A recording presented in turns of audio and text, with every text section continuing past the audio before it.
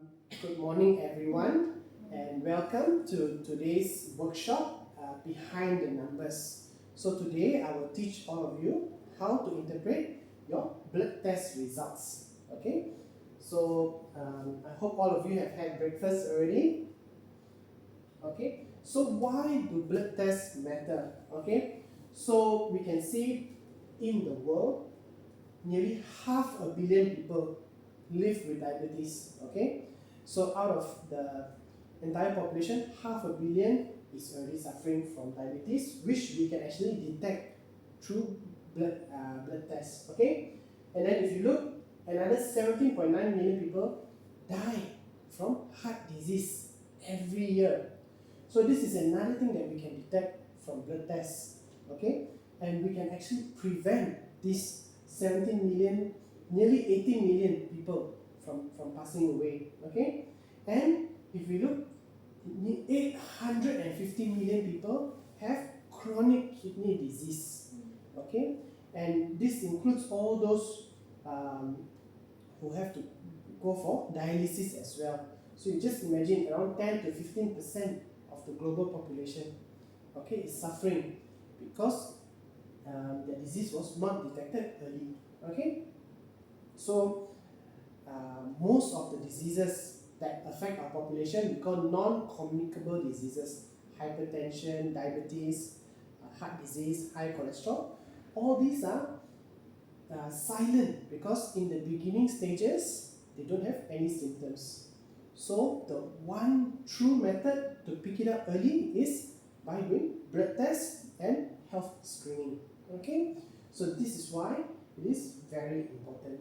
Alright. Okay, this is in Malaysia. You can see actually 1 in 5 people are diabetic. Okay, so there's nearly 5 of us here today. So hopefully none of us are in this statistic. Okay, all right. And then about 40% of all diabetes are undiagnosed because people are scared to get tested because they feel as long as I don't test, I'm not diabetic. Okay, which is not the case. All right. The same goes for kidney disease, but the prevalence is slightly lower. But if you look at dyslipidemia, high cholesterol, you can see 73% of adults have high cholesterol. And I've done some blood tests for some of the children, adolescents also, 13 years and below. You'll be surprised, even their cholesterol is high, okay, because of the lifestyle that they are living. Alright?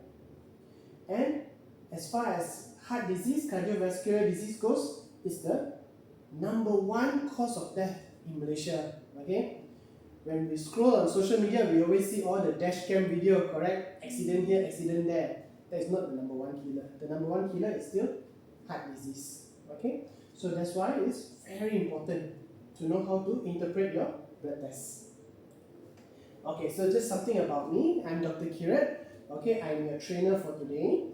I'm a doctor, certified doctor, MBBS, and also an occupational health doctor. And most recently, also trained in psychosocial assessment. Okay, have 12 years of clinical practice. Yes, I know I look young, but actually I'm very old. Okay, and my main focus is occupational health and health education. That's why I'm here with all of you today. Alright. So let's just go through our learning objectives for today. Okay. So today what we're going to do is we're going to learn how to interpret the full blood count and identify the types of anemia. Okay, that's the first one. Next, we will learn how to interpret the liver function test and identify the health issues with the liver. After that, we will interpret the lipid profile and calculate what is the risk factor for heart disease. Alright. Then we will also go through the tumor markers, then the renal profile and what are the issues with the kidney. Then we will also look at HbA1c and how we use it for diabetic screening. Okay.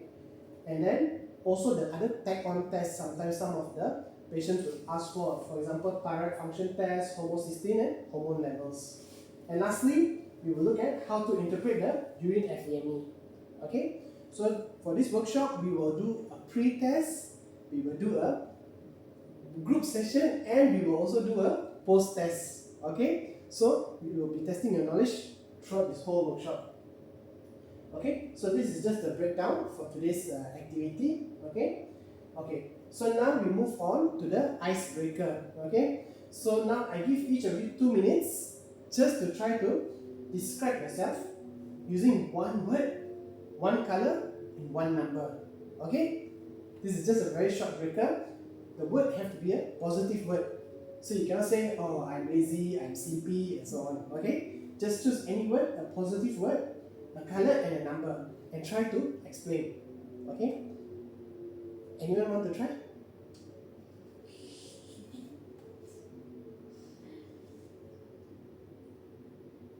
Okay, I try first. Okay, I try. So, one word to describe me. Okay, I will choose. What shall I choose? Okay, I will choose cat. Because I choose cat because cat is very calm and very silent, which is the opposite of me, but it's what I want to become, more calm and more collected. Okay, color, I will choose blue. Okay, because I like to space out just like the sky. Okay, and for number, I will choose 10 because it's a nice big round number. Okay, and easily divided. So for me, this describes me what I aim to become. I plan to become a more calm, collected person. Okay, a more wholesome person. That's why I choose 10. Okay, you can interpret however you want. Anyone else want to try? Okay, Shafiqah. Start with one color first. Okay, can you introduce yourself, your name? So hi, my name is Shafiqah. Okay, so one color that describes me, I would say green. Green, okay. Because I like green. You like I don't know why, but I like green. Okay. Okay, and then one number, I would say 0. 0, okay. Because most of the things have start with 0. Start with 0, Especially okay. number phone. Okay. So 0, 0. Okay, Alright. then one word. Any word. Silent, I think. Silent, okay. Okay, please give a round of applause for Shafiqah. Okay, next. Hi, I'm Rose. Okay, first I choose for one word. I try nak jadi untuk tenang betul. Okay. So be more patient. Okay. And then untuk colour I choose pink colour. Okay. Because dia more to soft lah. Okay. Then Not for because my baju is pink. so untuk number I pilih number number I pilih untuk nombor 1 lah. Number 1. Yeah. Okay. Sebab kalau boleh apa-apa tu biar jadi first lah. Okay, very good. Very good. Okay. Okay, next. My name is Pei Qing. Nice to meet you all. One favorite word, probably motivation lah. I think I need this motivation to do everything in my life. And then color, maybe color yellow lah. Sebab nama saya surname Ng in Mandarin is Huang, so it means yellow. And then one number, probably 6 lah, because my birthday is also even number lah, bukan odd number, so number 6. Yeah. Okay, thank you. Okay, now that we've gotten to know ourselves a bit better, we can move on. Are you all ready? Okay. So let's do the pre-test first. So before we proceed, I will test your knowledge to see how much you know. Then we can see where we can focus on. Alright? And then at the end, we will test one more time to see how much you have absorbed from me today. Okay? Okay. So this is there's 2 truth and 1 lie. Alright? So you have to pick which one is the false statement. Alright? Maybe Shafiqah, you can read the answers here. Oh, yeah.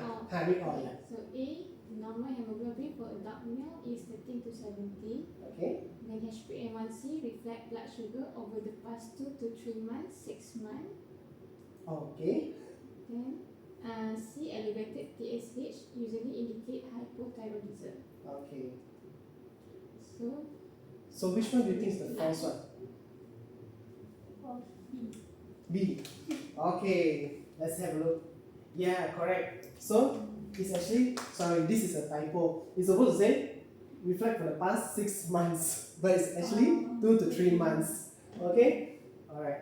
So next, Rose, can you try to read the answers here? Okay, creatinine is the most specific marker of liver function. Okay. B, low HDL cholesterol is an independent cardiovascular risk factor. Okay. C, Nitrates. nitrate and leukocyte in urine strongly suggest bacterial UTI. Yes. Okay. Which one do you think is the false answer?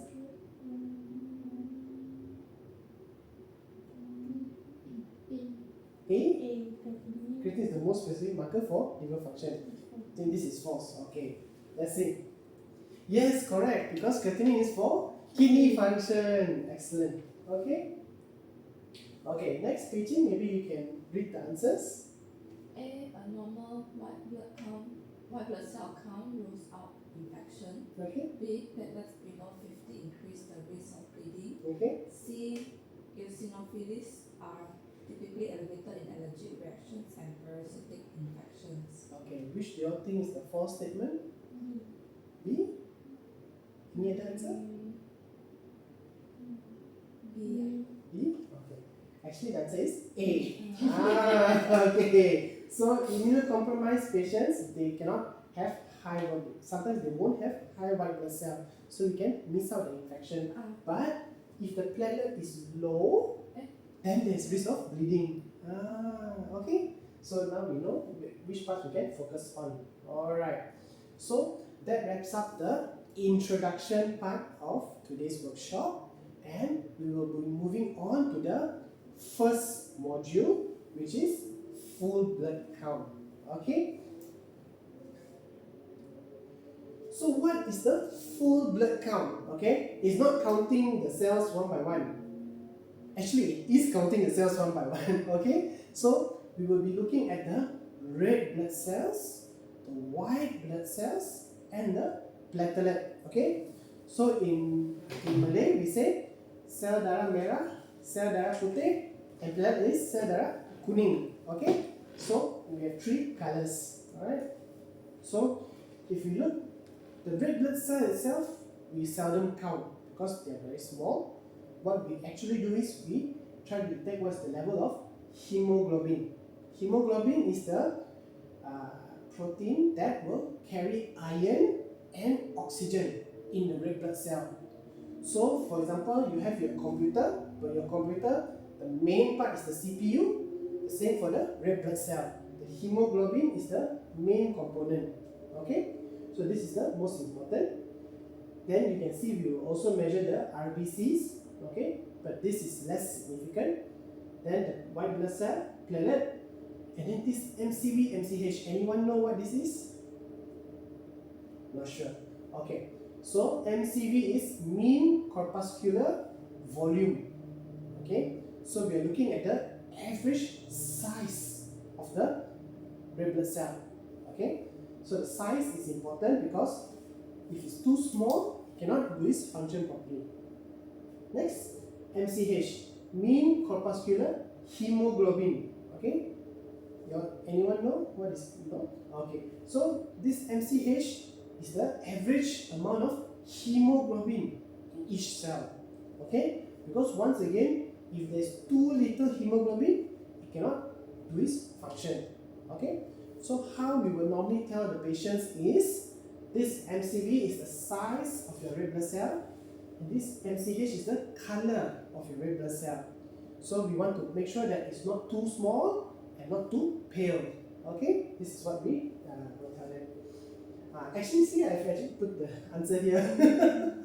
MCV, MCH. Okay, so the average hemoglobin per cell and the average red cell size. Alright. Sometimes when you look at the blood test results, you will see RDW, is high. Okay, there's a star next to RDW. RDW is just the distribution width. Okay, so variation in the cell sizes. Sometimes because when we count out the average, okay, the average gives us a certain number, but the difference between the smallest and the largest could be very big. Okay, or it could, if they're all almost the same size, then your RDW will be low. Okay, which is normal. So sometimes this can have an asterisk next to it in the blood test report. However, if the MCV and the MCH are normal and the hemoglobin is normal, normally we will just reassure the patient. Don't worry about this. This is just a variation in the size. Okay, with no health effect. Okay, next we go to the white blood cell. So the white blood cell, just now the red blood cell, the function is to carry oxygen throughout the body.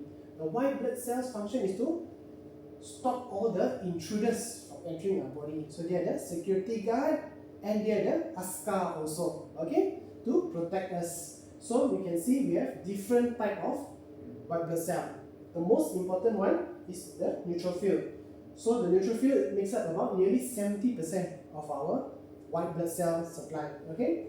And their job is to fight against bacteria. So all the bacteria that we normally hear about will be handled by the neutrophil, okay? Next is the lymphocyte. So the lymphocyte will protect us against viral infections, okay? This one bacterial, this one viral, okay? Then monocytes is normally for very chronic infection like tuberculosis, some of the autoimmune diseases also. Sometimes the monocyte also is the slow white blood cell because after the infection, the neutrophil already handled the infection. Maybe a few days later, the monocyte suddenly keluar, jom gaduh, tapi tak ada orang. Okay, so it's a bit slow. Next is eosinophil. So this one is a bit special, and sometimes you will see this raised a bit high in some of the patients, even though they are very healthy, because this is a marker for allergies and hypersensitive individuals. Those people with sinusitis, with asthma, eczema, or any type of skin allergy, they will have high eosinophil because this white blood cell is being triggered by the allergic reaction. So whenever you see that, you can just ask the patient, do you have any sinusitis or allergic rhinitis or asthma or skin allergy? Then the patient also will be like, wow, how did you know? Okay, he said, we can tell from your eosinophil. Okay, and the last one is basophil. So this is very rarely elevated. Okay, 99% of the time it's always low or undetected, 0. If this is high, there could be a more sinister problem that is happening, okay, and need to refer to the doctor. Alright, so if any of these happen to be high, the first 3, you can just ask them on the day that you took blood, were you feeling unwell? Or maybe a few days before, were you feeling unwell? Okay, feeling feverish, runny nose, cough, or any other symptoms, because that can affect the blood test result. Okay, so this is just a quick guide on how to interpret. Okay, so if you see, okay, so if you disregard this one first and you look all the high white blood cells, if it's mostly neutrophils, then you can think bacterial infection. Okay, then if it's mostly lymphocyte, it's viral. Eosinophil usually allergy. Okay, sometimes it can be parasitic infection, but in Malaysia we rarely see parasitic infection, and most of the time the people that come for our health screening, our wellness plan, they are not the ones exposed to the parasite. Okay, then if you see low white blood cell, that is a danger sign. Okay, so if the white blood cell count is less than 4, okay, and the neutrophil count is less than 1, later I will show you the slide. Okay, less than 1, you need to ask them to consult the doctor straight away, because that is a sign of leukemia. Okay, so remember, high white blood cell is acceptable, very low white blood cell is a dangerous problem. Okay, and then plenty of white blood cell, extremely high, more than 30, also could be leukemia. So it cannot be too high, it cannot be too low. Okay? If you just see the white blood cells like 15, 16, that's maybe just a normal infection. If it's 30 and above, then you straight away need to call them, inform them the result, and tell them to consult the doctor. Okay? And then these are the further tests that usually the doctor will carry out. So we will either do the blood culture, okay, or we will send for antibody for the type of infection we are looking for. Okay? Okay. So remember, the other thing is, if let's say we're doing a blood test for someone who is a bit elderly, a bit sickly also, and you notice the white blood cell is not high, it doesn't mean that they don't have infection. Okay, like we saw in the pre-test just now, if they are old or if their immunity is low, their white blood cell won't be able to put up a response. Okay? Okay, last one is platelet. Alright, so the normal range is about 150 to 400. Okay, this is the normal range, but we can accept up to 50, 50. Less than 50 is a critical range and need to refer to the hospital as fast as possible. Okay, so what are platelets actually? Platelet is not why we call red blood cell, white blood cell. Platelet, why we don't call cell? Because it's not a cell, it's a fragment of a cell. It's the cebisan of a cell. Okay, so the main cell is called a megakaryocyte. Okay, large cell. And then from this cell, he will break off his fragments to become the platelet. So the platelet is not a full cell, it's just a fragment only. Okay, and the main purpose is for blood clotting. So whenever there is a bleeding or damage to the blood vessel, the platelet will go and he will tampal. Okay, he's the handyman, okay, contractor, fixing with the cement. The cement is his own body. Okay, will lekat and block the hole. Okay, this is the function of the platelet. Okay, so sometimes we will also look at the mean platelet volume. This is the average volume. Okay, so the young newly formed platelet, they will be much larger. Okay, then the older one will be smaller. So based on this, based on the volume, the size, the average size, we can know whether it's healthy, okay, or it is not healthy, okay, in the bone marrow. Okay, then next we look at low platelet, less than 150. Okay, so this can be due to many things. Normally it's caused by heart medication like aspirin, Plavix, and so on. So if the patient is on blood thinner or antiplatelet like aspirin, sometimes the platelet level will be low. This is expected. Okay, then it can also be due to any liver disease, bone marrow disease, okay, or chemotherapy can also drop the platelet. Okay, so like I mentioned just now, less than 50 is critical, okay, and less than 10 is very dangerous. Okay, so if you ever see a result platelet less than 10, you need to straight away call the patient and inform them to go to the hospital. Okay, anyone can tell me what other infection can cause low platelet? Dengue, yes, correct. So in dengue fever also it can cause low platelet up to even 1 or 0 also can be shown on the blood test. So that's why dengue is very dangerous, because not the fever, not the muscle pain, but the bleeding. Okay, that is the most dangerous part of dengue. Alright, next is thrombocytosis. So sometimes we will see, oh, the platelet is more than 400. Okay, so this usually is a reaction. If there's some inflammation or damage, the body says, hey, there is damage, send out the construction worker to go and fix the damage. Okay, so that's why you can suddenly have a spike up. Okay, or after any outward injury, you fall down, you scrape your leg, then you need to form a scab. This is all platelet.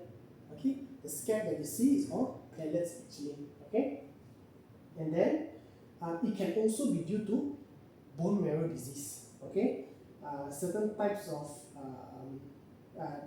blood disease we call thrombocythemia or polycythemia. All these can cause excessive platelet. But usually in these type of cases, you will also see the red blood cell and the white blood cell also might be high. Okay, means the factory is overproducing these cells. Alright? Okay, so if as long as it's between 400 to 600, okay, you can just reassure the patient. Okay, you say it might be a reactive cause. Okay, maybe you have some inflammation a bit or some injury that is healing or so on. Okay, this one you can reassure. If it's more than 600, okay, then you need to check the CRP, C-reactive protein. This is to check for inflammation in the body. Some of the patients, when they do the blood test, they will include CRP, some will not include. So if the CRP is also normal, okay, then you need to refer to the specialist, the blood specialist we call hematologist. Right? This is if it's more than 600. If it's more than 1000, you need to go to the hospital straight away, because if it's more than 1000, there is a lot of platelets inside, and these platelets, what happens when they knock into each other too much, they can stick together and become a blood clot. Okay, and if this blood clot travel to the heart, travel to the brain, then it can cause a stroke, it can cause a heart attack. Okay. Okay, now we talk about types of anemia. Okay, so this one will be the most common things that you will see in your blood test reports. So the first is microcytic hypochromic. Okay, low MCV, remember, small size, pale color. Okay, so this small pale red blood cell. All right, this is usually the numbers lah. Okay, less than 80 for the MCV and less than 27 for the MCH. So when you see this, the most in Malaysia, the two most common cause is iron deficiency, okay, and thalassemia. Okay, so there's thalassemia and thalassemia trait. So thalassemia trait is the carrier, pembawa sahaja, alright. Whereas thalassemia major is the main person infected with thalassemia. So patient with thalassemia, we normally will not see in our screening.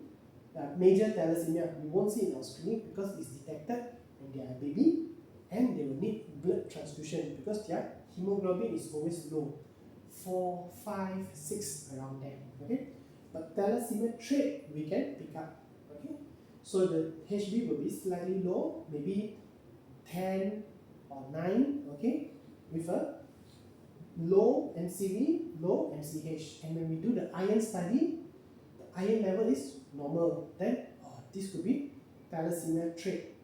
So we will normally advise them to go for thalassemia screening, and if they are married and plan to have children, we usually advise their spouse to also go for thalassemia screening, because two thalassemia minor together have a 50% chance to have a thalassemia major baby. Okay, and this will be very bad for the baby. Okay, so that's why this is important.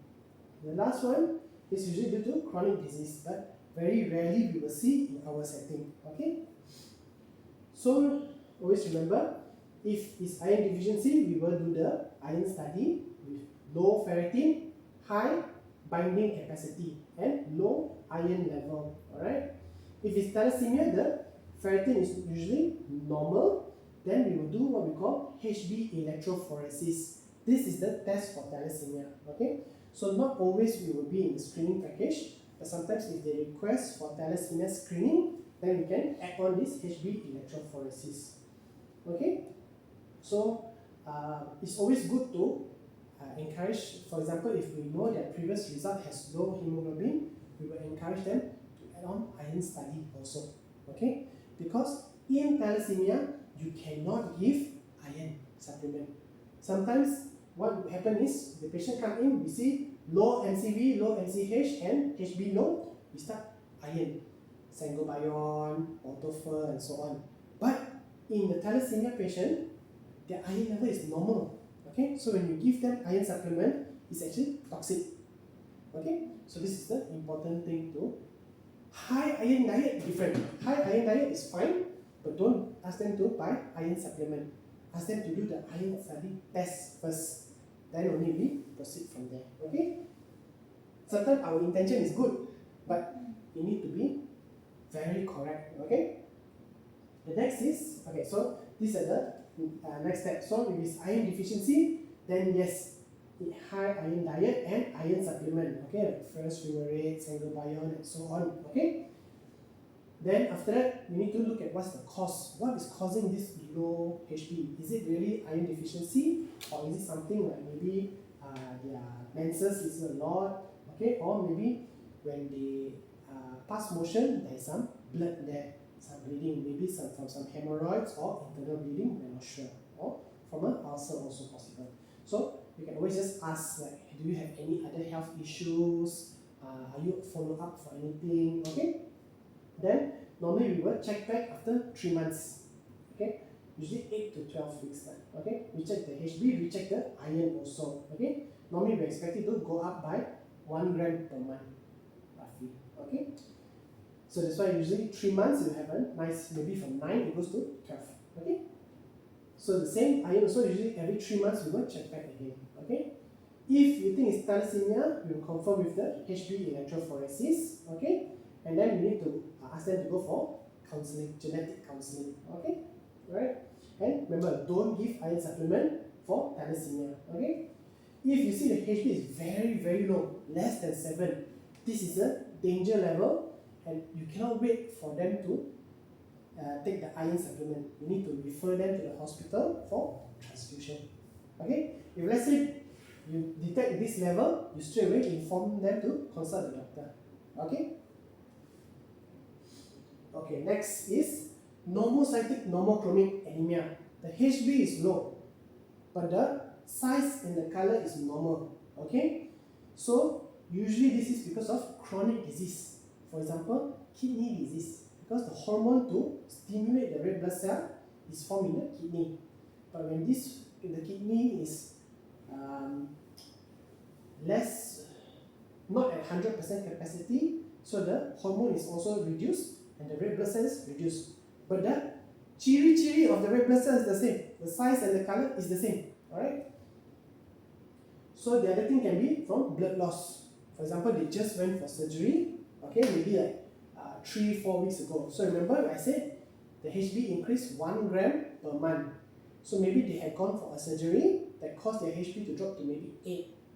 1 month later they come for the blood test, it will be maybe around 9. Okay? But the MCV, MCH is normal. Then you ask them, did you go for any surgical procedure? Then they say, yes, I went for surgery for my intestine, or I went for surgery for my bone fracture or something. Then you get the proper picture. Okay? So normally in this type of case, we will ask them to repeat in another 3 months. Okay? Alright. Then we will also look at reticulocyte. Sometimes you will see retic in the blood test. Okay? So reticulocyte is actually the immature red blood cell. Okay? So if this reticulocyte count is very high, means there is a sudden loss of blood and your bone marrow is trying to pump out as much fresh blood as possible. Okay? Because the workforce, suddenly all the senior resign. Okay? So you need to hire all the intern. Okay? You need more intern. So this immature cells will start to come out. That means something very acute happened, something very recent happened. But if the reticulocyte is normal, then maybe it's a chronic disease. But if the reticulocyte is low, okay, means there's a problem with the bone marrow. Tak ada intern means what? Tak ada university. So it means the development, the main factory has a problem. Okay? Okay, so once again, if you see low HB but normal MCV, normal MCH, check the reticulocyte count. Okay? Then also make sure there's no kidney disease. We check the renal profile. Then check for any inflammation markers also. Here we can also advise them if whether they can want to do iron studies, B12 and folate, because B12 and folate, if it's deficient, can also cause anemia. We call pernicious anemia. Okay, this is a bit rare in Malaysia, but sometimes we can see also. Alright, and always try to find what is the cause. Just ask the patient, right? You had any surgery, you have any follow up, for any disease, anything. Okay, and then if you still cannot find any cause, refer to the doctor. Alright? Okay. So, Shafiqah, can you tell me about the HB? This is the first one. Okay. Okay, so this is the result, this is the reference range. So what type of what is there anemia or no anemia? Yes, I have anemia. There's anemia. Okay, what type of anemia is it? I don't remember the name, but the first type. Okay. Okay, so this is MCV is for the Size? size, correct. So the size is No. low, correct. MCH is for the Numbers of hemoglobin. okay, so the color, Ah. right? So the color is No. low. So we call this anyone? What type of anemia? Okay, so we call this microcytic hypochromic. Okay? MCV, MCH. H there. Okay? Okay? Microcytic hypochromic. Small size, micro, hypochromic. Low color. Okay? So this is what we call it. Alright? Okay. So that is the end of the first module. Okay? We will go for a short break and then we will resume shortly. Okay? Alright, thank you everyone.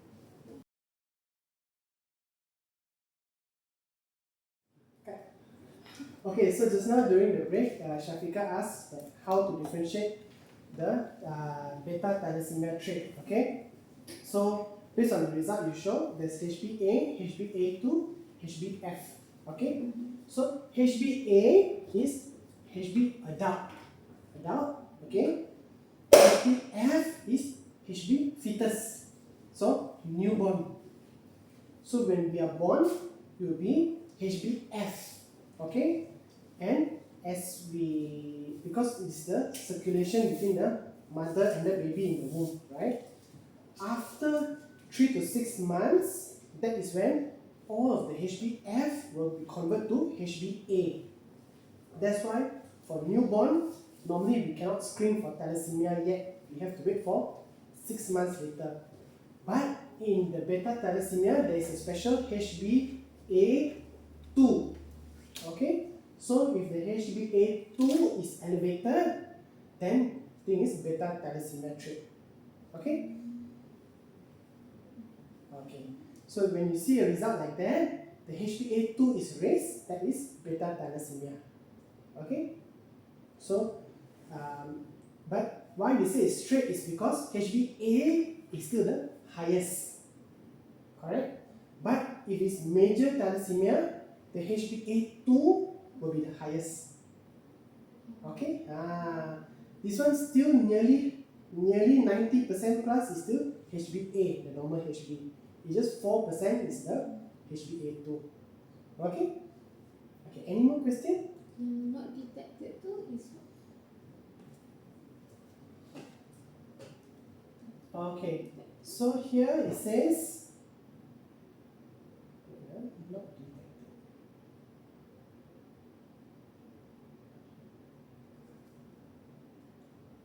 Sorry, where is the not detected?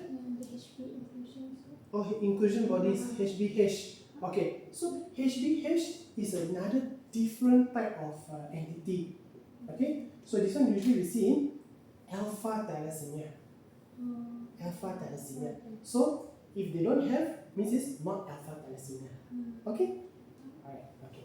So now we hope you all got a more clear picture of So alpha and beta are different. different types of thalassemia. So alpha is more severe, beta is more manageable. Yeah? Did that answer your question? Okay. So means that if the major thalassemia, then they will say major thalassemia. Correct. So the HbA2 will be the highest. Okay? But normally we won't see them in our capacity because they will be the type that detected since young and they will always be under follow-up under the hospital. Okay? Alright. Any more questions regarding the FBC portion? No. Okay. So now we can move on to the Next one, which is renal profile. So renal profile is the kidney function. Okay. Okay, so this is what we normally see in the renal profile, correct? We will look at the urea, the creatinine, okay, the GFR, then the salts, okay? So the urea is usually the metabolized protein, the waste product from the protein, okay? Then the creatinine is the waste product from the muscles, okay? Sometimes you may see all those, on Instagram, oh, I take protein powder, creatine powder. This will later be converted to creatinine, okay? And then nines and belakang, okay? This is the waste product. Next is the eGFR. GFR is glomerular filtration rate. E is because we simulate the rate. This is how fast the kidney filter the water, okay? So we want it to be fast. So that's why the higher the number, the better, okay? But it's too high. I will explain later, right?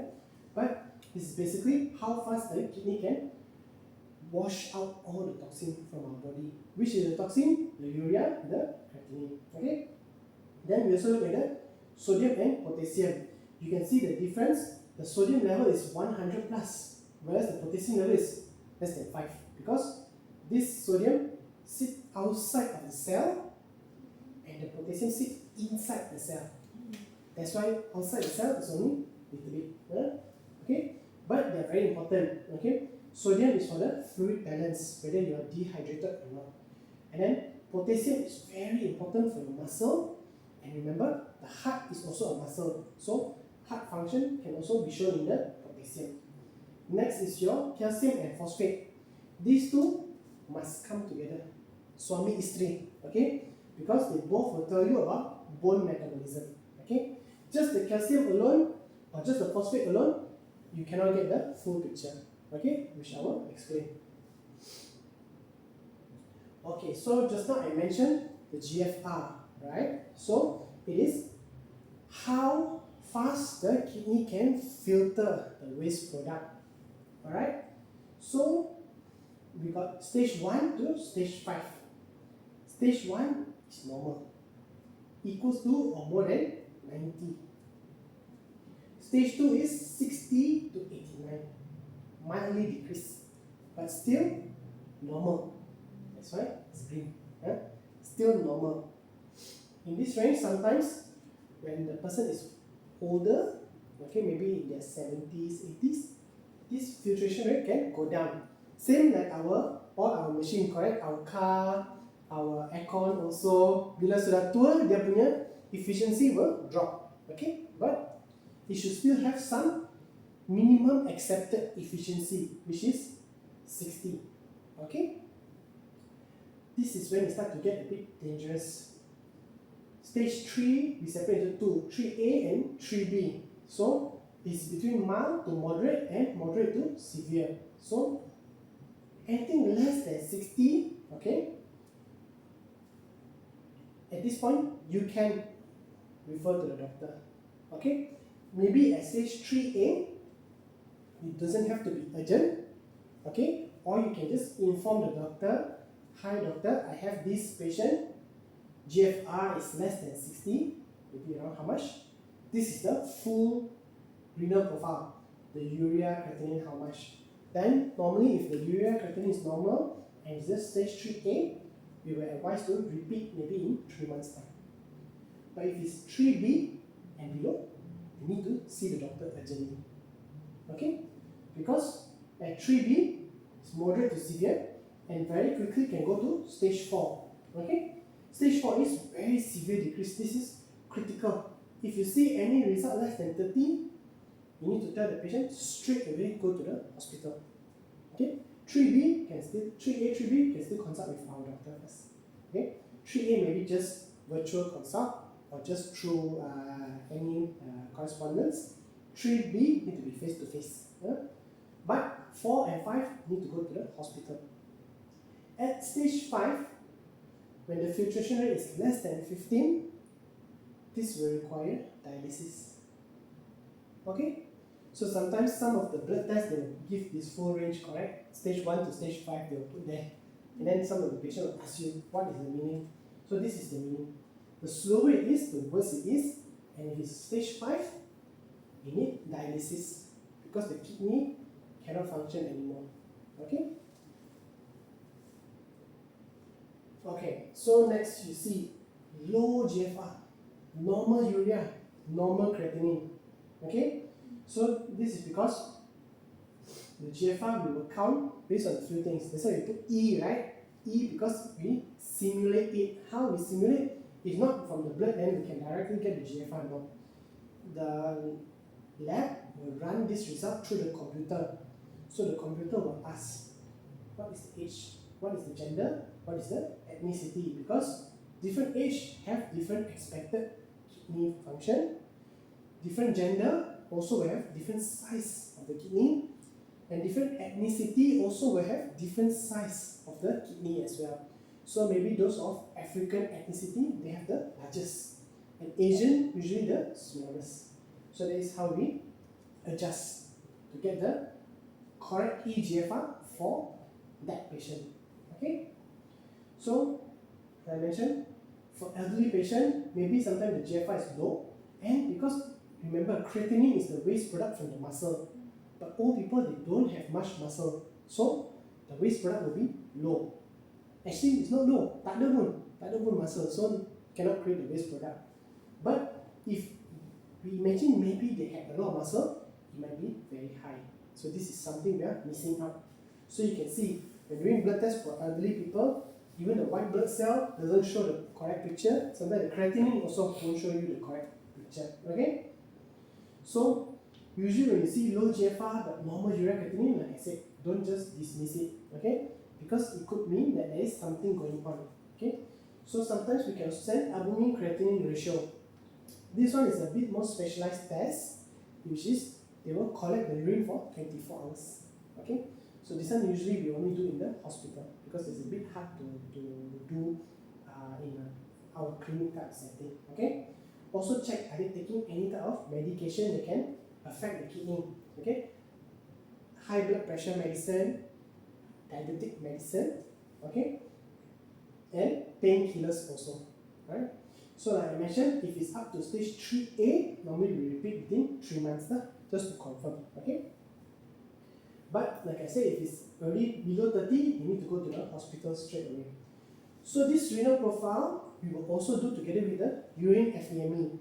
If in the urine you see protein, you see blood, then it's urgent referral.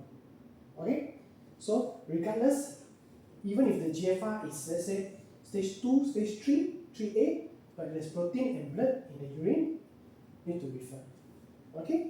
Y'all can follow so far? Okay. Next, what are the causes that can raise up the urea and the creatinine? Okay. So normally, yes. If the GFR is below 90 but above 60, yeah. but this is protein in urea, okay. and then protein in urine, and then doesn't have any diabetes. Okay. So if they normal GFR, but they have proteinuria, it can be a few things. The first one, it could be high blood pressure. Number 2 can be diabetes, like you mentioned. Let's say this patient doesn't have diabetes. So high blood pressure can push the protein through the filter into the urine. This can happen. 2, they can have some autoimmune disease where the antibodies attacking the kidney filter and causing the protein to leak through. So this is also a possibility. So that's why just from the urine FEME alone, just from the RP alone, you cannot get the full picture. You need to look as a whole to identify. This is a very good question. Yeah? Okay. So now we move on to the did I answer your question? Okay, so does it have to refer to doctor? Yes, still need to refer to the doctor, correct? Yeah? Because we need to find out what is the cause for the proteinuria. Okay, if you can find out from the whole picture, that will be even better. Okay, so hopefully after this workshop, you can identify yourself. Alright? Okay, so now we look at what are the causes for high urea or high creatinine. Okay, the most common is pre-renal cause. Okay, suddenly you see the urea a bit high, like 7, but the GFR normal, creatinine normal. Usually this is dehydration, okay? Because the urea is the waste product from the proteins, okay? But sometimes when we lose water, okay, the urea become concentrated, okay? It's the same when we make Milo. If you put less water, it's more sweet, correct? You put more water, it's less sweet. Same, it's just the concentration, but the amount might be the same. The second thing is anything that can cause the kidney to have reduced function, heart failure or sepsis infection. This one very rare. Now, most of the time is here, dehydration, vomiting, diarrhea, poor oral intake, okay, or they just don't like to drink water. We have some patients like that. They drink very little water every day, but a lot of coffee, a lot of tea, a lot of sweet drinks. So these are actually hypertonic solution that dehydrate you. Okay. Next is renal cause. This one is a bit more dangerous. Okay. Any kidney disease. Okay. Glomerulonephritis. This is the one I mentioned. That the antibody attack the kidney filter. So they don't have diabetes. Okay. They don't have a problem with their kidney. The GFR is normal, but the antibodies are destroying the kidney filter. So this can cause high urea, high creatinine, and protein in the urine. Okay. Diabetic nephropathy also can cause. So if they are diabetic, normally then this will be the reason. The high blood sugar is causing damage to the kidney filter also. Alright. Okay. So if you think that it's a renal cause, most of the time both the urea and the creatinine will be raised up high together. Then you need to refer urgently to the doctor. If it's just the urea is high, the creatinine is normal, the GFR is normal, normally it's dehydration. Okay? But if both are elevated together, we call it renal, you need to urgently see the doctor. Okay? The last one is post-renal. Okay? So post-renal, normally again, maybe just the urea alone will be elevated, the GFR will be normal because the kidney itself no problem. The kidney filtration rate very good. Tapi for the urine to leave the body, there's a problem. Maybe there's a traffic jam somewhere, usually caused by a stone, okay, or can be the prostate very bengkak and block the way also can. So this type of patient they will say, oh, very difficult for me to pass urine, okay. It can be painful, difficult, and so on. Always feel like not comfortable and all that. So this type of patient we will advise to do ultrasound because the problem is mechanical problem. If it's a chemical problem, chemical we can detect. Mechanical problem, need to do ultrasound to see where is the block. Okay? So this one also not as common, but this is the most common, this is the most rare. Okay? Okay, next we go to the sodium, potassium, calcium, and phosphate. Okay, so a lot of times you suddenly get slightly low sodium, like 131, 132, then they'll ask you, why is this low? Do I need to take any supplement? No need. Okay, so this is either due to overhydration or dehydration. Okay, if they are dehydrated, the sodium will be high. If they are overhydrated, the sodium will be low. But sometimes in Asian population, it can be slightly lower, still acceptable. So we can even take up to 133 the sodium, okay, with no effect to the body. Okay, as long as it's not less than 130. 130 is a bit dangerous, means that the body is lacking the sodium. Maybe there is water retention. The water retention from where? Could be heart failure, could be kidney disease. And then patient also say, yeah, my kaki always bengkak, jalan sikit sudah rasa penat. This is water retention, fluid retention with the low sodium. Okay. Next is the potassium. So usually we get low potassium. Again, for Asian population, our diet is actually low potassium diet. Somehow, okay, that's just how it is. So we can accept up to 3.3. Okay. So less than 3.5, you see 3.4, 3.3, still acceptable. Okay. Normally low potassium is because of any losses they have, vomiting, diarrhea, okay, or the diet itself is low potassium diet. Okay. The problem happen when it's less than 3. less than 3 the potassium, because remember potassium affect the muscle, the heart is a muscle, so low potassium can affect the heart muscle and cause heart problem. For example, irregular rhythm, we call arrhythmia. Okay, so normally we would advise them to take potassium rich diet. Here they give the answer. Okay, banana, orange, any more fruits you can think of or food that is high potassium? Any guess? Any guess? One of the fruit have the same name as a bird.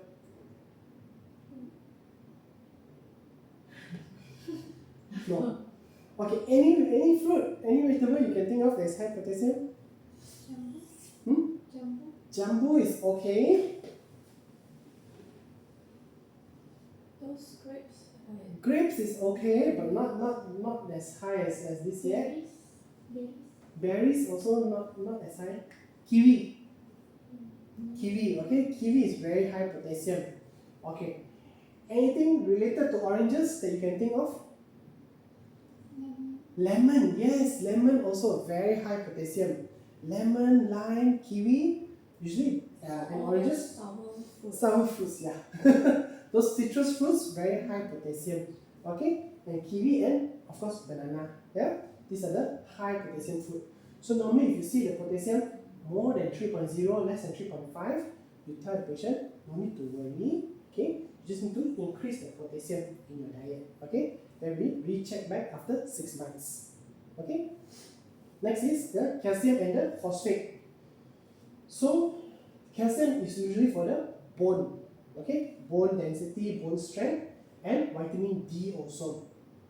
Sometimes you will see, oh, there is calcium and then there is adjusted calcium. Why they have two results for the calcium? Okay?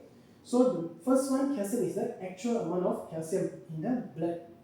The second result that they give you, adjusted calcium, is the amount of calcium bounded to the protein. Sometimes some of the calcium stick to the protein and in the first test they cannot detect. So they run the test again to look for calcium stuck on the protein. Albumin we call. So this is the adjusted calcium. So we always look at the calcium first. If the calcium is normal, you don't need to look at the adjusted calcium. Okay? But if the calcium is low, then you look at the adjusted calcium. If the adjusted calcium is normal, then you reassure the patient, say the test detect the calcium is low, so they run the test again to detect adjusted calcium, means the real amount of calcium, and this is normal. So you don't need to make any changes. But if both are low, then you need to advise them for high calcium diet. Okay? Anyone can tell me what has high calcium? Banana. Anything else? Since young, they always tell us. Huh? Dairy product. Dairy product, yes, milk. Okay, all the dairy product, milk, yogurt, and so on. These are high calcium product. Okay, if they cannot take milk, they can also take plant-based milk like soy milk.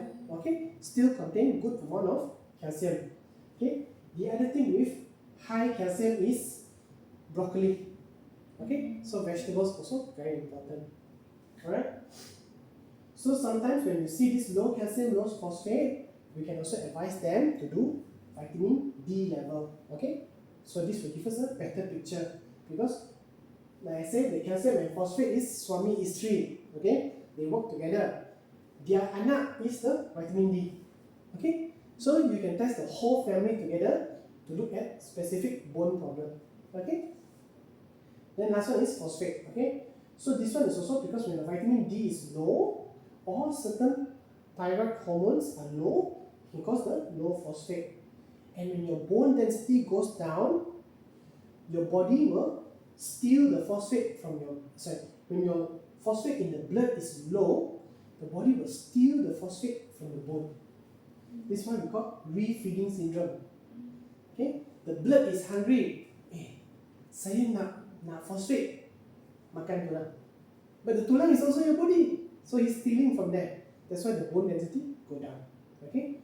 So that's why it's important to check together with the calcium. Okay? Usually with the vitamin D. Alright?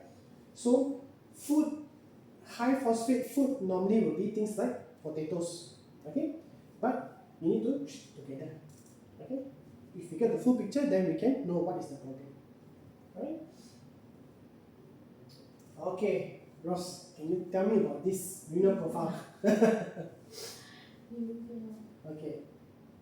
So the urea is high or low? High. High. Okay. What about the creatinine? High also. High also. So this two is good or bad? Bad. Bad. Okay. What about the GFR? Low.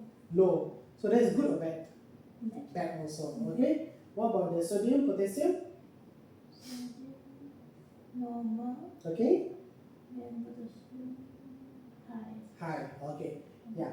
So this is also bad 5.3. Okay. So this is a picture of renal disease, kidney disease.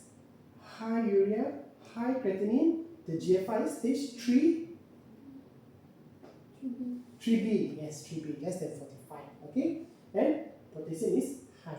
Just now I told you about low potassium. I didn't tell you about high potassium, correct? So, high potassium you will see in two scenarios.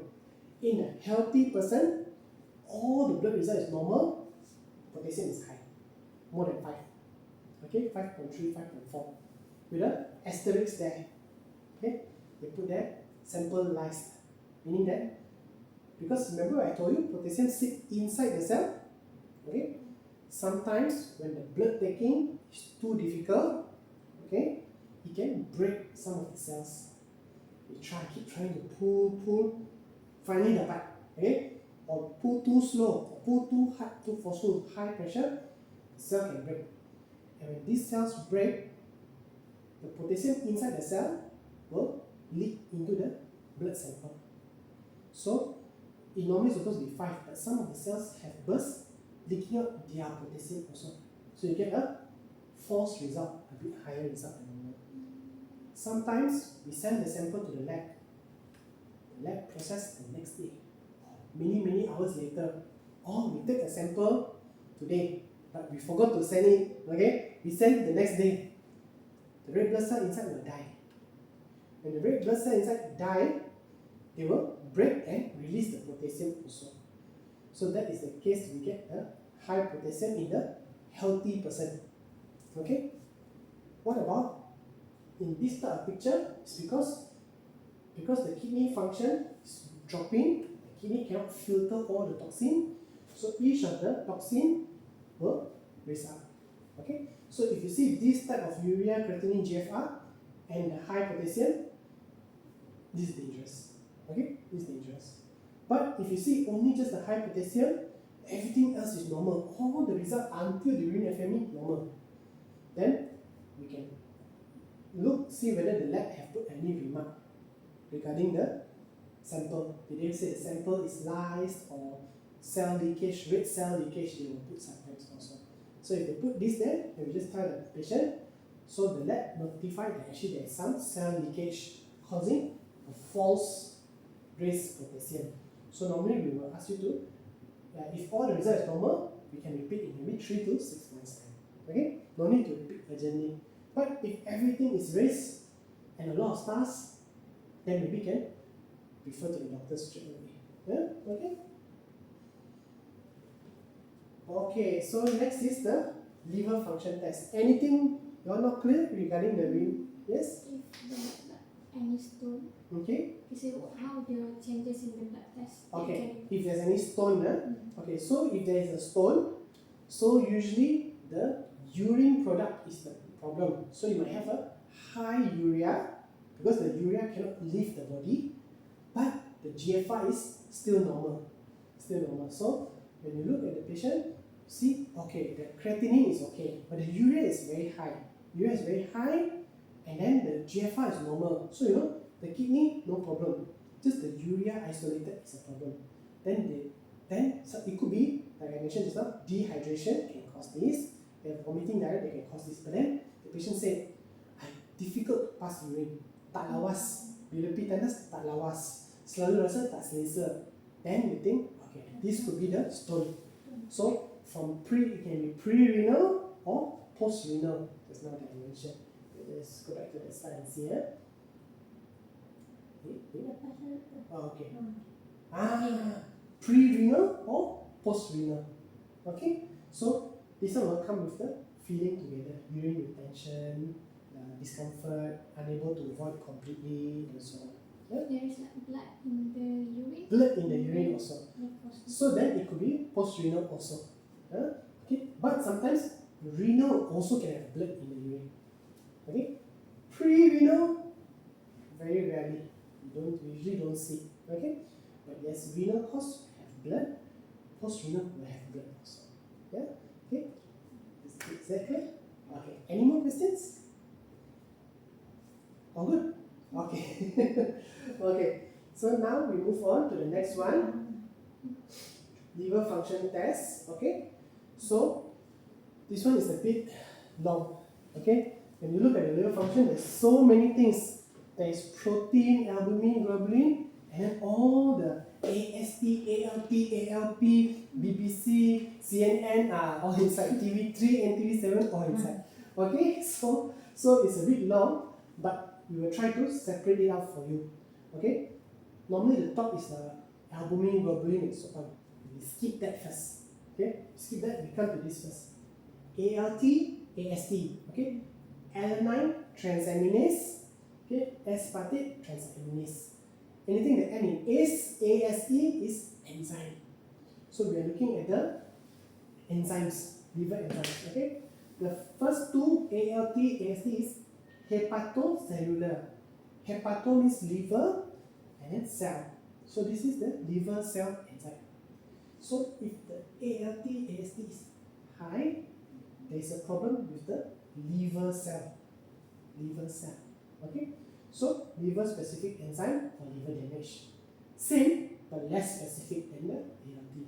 So this one ALT, so got the L, liver. S, you can say secondary. Liver and secondary. These two for the liver cell. Next, ALT and GGT. This GGT, I think you all see a lot of high GGT also, correct? Okay. So ALT, alanine phosphatase. GGT, gamma glutaryl transferase. So still enzyme. No need to remember the full name. Okay? But just know these two is cholestatic. Okay, cholestatic means what? Choli is bile. Empedu. Okay? And static is the motion. Static means not moving. So this is related to the bile movement. Okay? If there's a problem there. So you see, ALP is the bile duct. But also the bone. Remember I said alanine phosphatase. Phosphatase means phosphate. So dia makan tulang. Yes, correct. So when the body want to steal the phosphate from the bone, this is the culprit. This is the thief. He will steal the phosphate from the bone. So if the ALP is very high, phosphate is high, calcium is low, then it's a bone problem, not a liver problem. Okay, but also if the blockage in the bile duct, gallstone, gallbladder got stone, got blockage or what, then this will be high. We check the phosphate, check the calcium, normal. Then it's a liver problem. GGT is also the bile duct, but also very sensitive to alcohol. So patient that drink alcohol, even just a bit, this GGT will go up. Okay? There is one more condition that will raise this GGT. I will talk about. See if you all can guess or not. What is the condition that can raise the GGT? Any guess so far? Sorry? Hyperlipidemia. Hyperlipidemia. How hyperlipidemia can cause the liver to be affected? Because extra fat will Okay. be deposited or stored in the liver. Okay, extra fat around the liver. Any idea what is that called? Fatty liver. Yes, fatty liver. Okay, so the same way, there is two types of fatty liver disease: alcoholic fatty liver and non-alcoholic fatty liver disease. Okay, in Malaysia we normally see non-alcoholic fatty liver disease that can raise the GGT. In Western country also is alcoholic liver disease. Okay, next is bilirubin. Bilirubin is actually the waste product from the red blood cell. Okay, the hemoglobin After it break down, it become a very cute name, bilirubin. Okay, they like to put all these cute name. Okay, so remember, protein become urea. Okay, then the muscle become creatinine, the red blood cell become bilirubin. Okay, so bilirubin is the excretion problem, meaning that the liver cannot break down the waste product from the red blood cell. So one example is someone who is born with G6PD deficiency. In G6PD deficiency, their red blood cell very fragile. You kutuk sikit, dia sudah hancur. Okay, so means very sensitive. Any type of stress, the red blood cell can burst, and when it bursts, what becomes to the hemoglobin? It turn into bilirubin. Okay, so when this happen too fast, the liver tak sempat to tangkap all of it. So the bilirubin will be high. Then you got direct and indirect bilirubin. Correct? In the result. Indirect bilirubin is the bilirubin that not been processed yet. Haven't been processed. Means the liver tak sempat deal with this problem. Okay? Direct bilirubin is the bilirubin that already been processed by the liver. The liver already settled, already processed, packaged nicely, then pass on. Nah, go leave the body, but cannot leave the body. Why? Could be a blockage in the gallbladder or the gallstone. So this is cause the direct bilirubin to be high. So when you see indirect is high, means it's not the liver. It could be the liver problem, or it could be the red blood cell having a problem. But if it's direct bilirubin high, means there's a blockage somewhere. Okay. The last one is albumin. So albumin is protein, but for nutrition. Just think albumin is the Grab food or food panda. Okay, they are the one that bring all the food to the cells. Okay, so this is, if the albumin is low, then it's a problem. Means your body cannot create the albumin. Usually means that the liver function has dropped. Okay, so you will always see low albumin. High albumin means terlalu sehat. Okay, too healthy. So need to advise them for weight loss. Okay, so remember, NFT will always tell us what's happening in the liver. Then we look at the enzyme. Is it the liver cell having the problem? Is it the bile movement having the problem? Okay, or the liver function, or this two is liver function. So which is the problem? So using this, you can differentiate.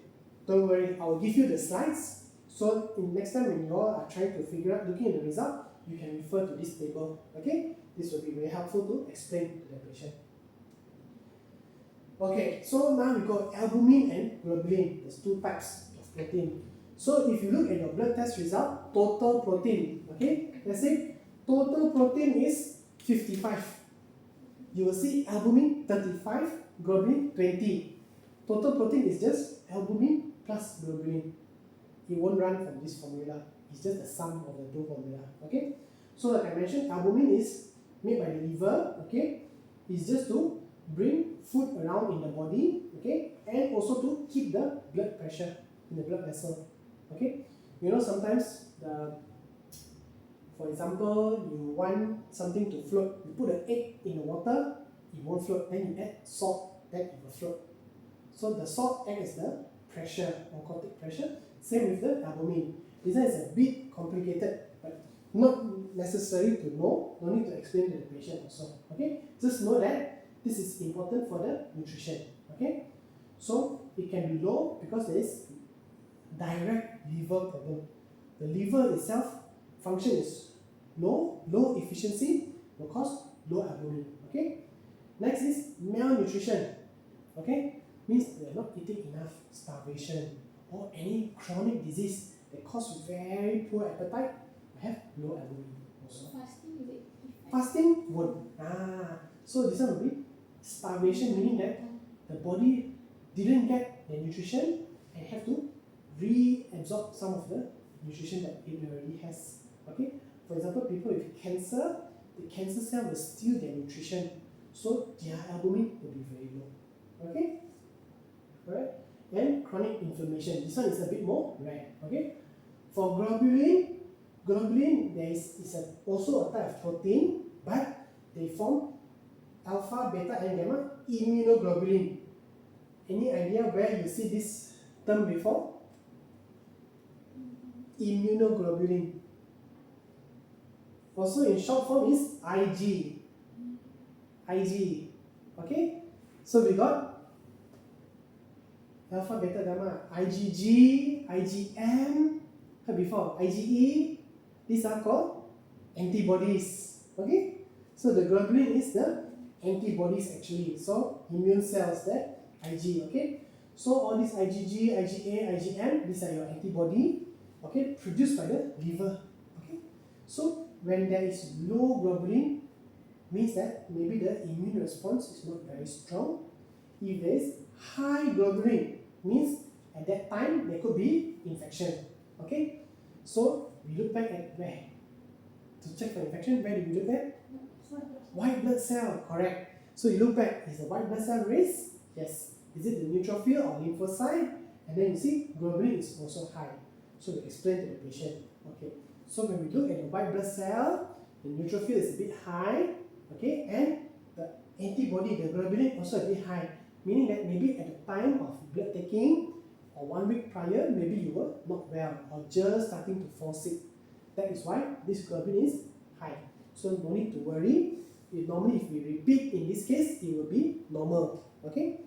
If the globulin is low, okay, then it could be a immunity problem, low immunity. Okay. So we always tell the patient, high is not so bad, low is a problem, but you will rarely ever see low. If you do see low, usually the white blood cell also will be very, very low, less than 3. In the neutrophil, less than 1. Okay?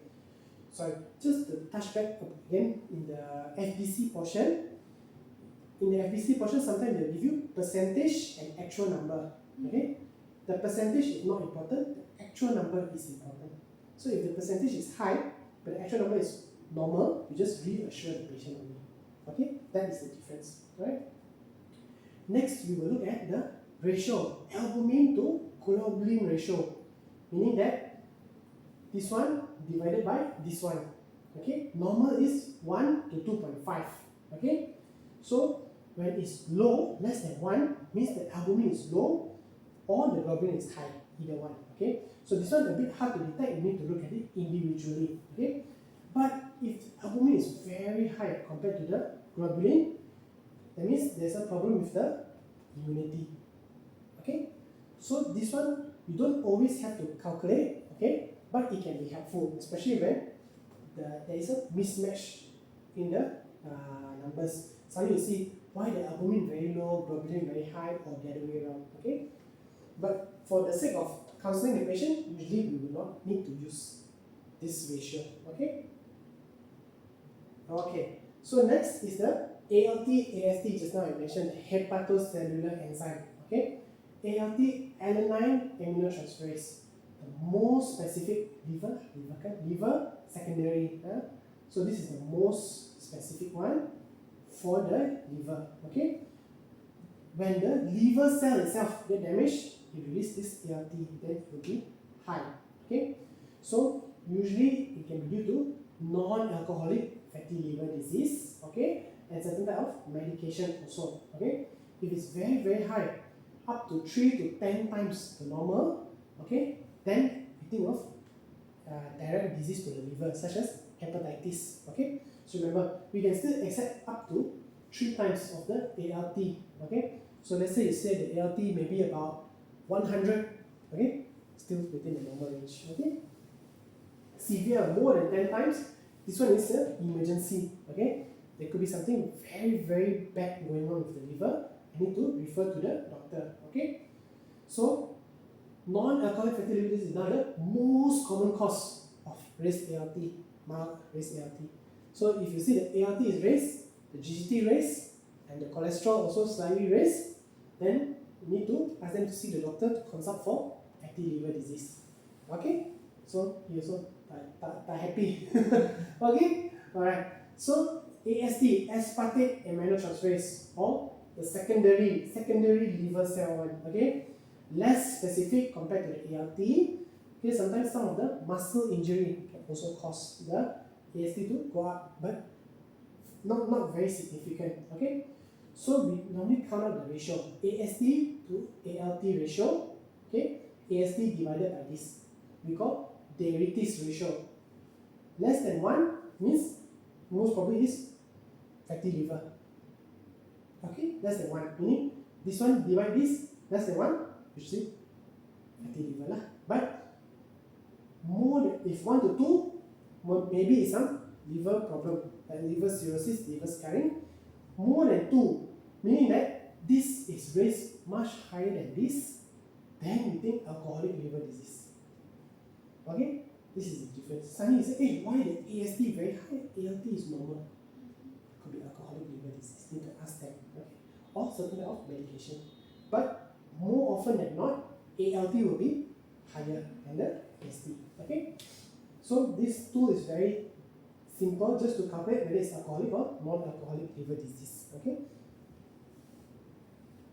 Okay, next ALP and GGT, the bile movement related enzyme. Okay, so alkaline phosphatase ALP, see phosphate, phosphate is here. So this one is mainly for the blockage in the bile duct. Okay, but can also be raised in bone disease. Okay, and it can also be a bit high in pregnancy also, because the baby, the placenta is producing this enzyme also to form the bones for the baby. Okay, so sometimes in pregnancy you see high ALP, but the rest of the enzyme is normal. Okay, so this is acceptable. Alright, next is check the GGT. So remember I said ALP can be from liver or bone, so you see together with the GGT. If the GGT also raised, then it's liver. If the GGT is normal, then it could be bone. Okay, so GGT is also found in the bile duct, in the liver also. This one is very sensitive for bile disease. Okay, so also very sensitive to alcohol. So even just a bit of alcohol can trigger this GGT to be produced, because the body needs this GGT to break down the alcohol in the bile. Okay, some type of medication can also cause this to go up. Which medication is the anti-seizure medication? So if your patient got epilepsy, okay, got sawan or anything, the medication will naturally cause this GGT. So that's why it's also important to ask what medication they are taking. Okay, so we will always use this together with the ALP to confirm is a liver cause. Okay, and screen for any alcohol use. Okay, just GGT alone cannot give you the full picture. Okay. Okay, so now we put it all together. Okay, so we got the hepatocellular ALT, AST. Okay, both high. So we know it's the liver itself, hepatocellular, liver cell damage. Okay, and usually it is non-alcoholic fatty liver disease, the most common. Other cause can be some form of hepatitis, liver infection. Okay. Next is the cholestatic ALP GGT. Okay, means a problem with the bile movement. So there could be a blockage in the bile duct, either due to gallstone or maybe any tumor also. Okay. Next you see all the enzyme will start, all raise. Okay, so this is usually some sort of disease that is directly affecting both the liver and the bile duct itself. So if you see everything is raised, you need to refer to the doctor straight away, because they need to do an ultrasound for the liver and the bile duct also. Okay, usually in alcohol, like I said, the Hrdc ratio will be high, means the AST much higher than the ALT, and the GGT will be very high also. So this is alcohol related damage, maybe alcohol related liver cirrhosis. Okay, and then last one is synthetic failure, meaning that the liver cannot produce what it's supposed to be producing, such as the albumin and the produce the albumin and process the bilirubin. So if albumin low, high bilirubin means the liver not functioning. This one also very urgent. Okay, need to refer to the doctor. Okay, so just remember based on this: hepatocellular, cholestatic, and then synthetic failure. These three is the main one. Okay. Okay. Any questions so far? No question? All clear? Okay. So what is the ALT? 856. High, correct? Right. AST? High also. Okay. ALP? Also. Okay. GGT? Also. Okay. Bilirubin? Albumin? No. Okay. So ALT, AST is what type of enzyme? Liver cell. Yes. Hepatocellular. So is there a problem with hepatocellular? Yes. ALP, GGT is what type of enzyme?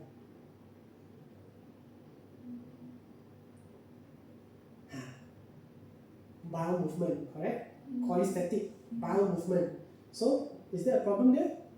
Yes. Okay. Next, albumin and bilirubin. These are what type of markers? Synthetic, right? Meaning the function, the kidney function, the liver function. So remember, high ALT, high AST. High ALT, high AST, hepatocellular problem. High ALP, high GGT, cholestatic problem. High bilirubin, low albumin is a synthetic failure. So you can see there's something very wrong with the liver. The bowel movement, the liver cell, and the liver function all a problem. Next, what can you tell me about these results? Ross? Any idea? Antibody. Hepatitis, yes. Hepatitis B surface antigen is positive. Okay? So remember, if the antigen is positive, it's an infection. Okay? So this is what it's supposed to be. It's supposed to be negative, but there is positive, means this patient have hepatitis B infection. Okay? And this is the anti-hepatitis B capsule IgM. So we've got two type of antibody that we will screen, IgG, IgM. Okay? IgG is for recent infection, IgM is for prolonged infection. So this person have chronic hepatitis B infection that is causing liver damage, actually liver failure, because you see albumin in the bilirubin already got problem, and then all the function also got problem. So this is hepatitis B causing liver damage. Okay, so this one need to see the liver specialist, the hepatologist. Okay, so and then you see the urine bilirubin also is high, meaning that the liver cannot break down this bilirubin, so it's coming out in the urine. Okay, this one is clear so far? Any question? No? Sure? Okay? Okay. So, next we move on to the HbA1c and diabetic screening. Okay, this is a bit more shorter topic, okay, but also very, very important. Okay, so normally we do two types: fasting blood sugar and HbA1c. You ever notice the HbA1c tube? What we normally use this for? This color tube? Don't know the blood taking. Okay. Okay, so this tube we call EDTA tube. We use this for full blood count, FBC.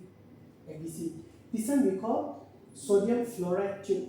Okay, this one we use for blood sugar. Why blood sugar is this tube? Why HbA1c is this tube? Okay, so the clue is here.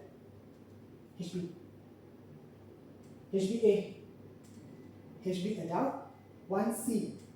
So what this is doing is, for your fasting blood sugar, you will take the sugar and count out what is the concentration of glucose in your blood at that point.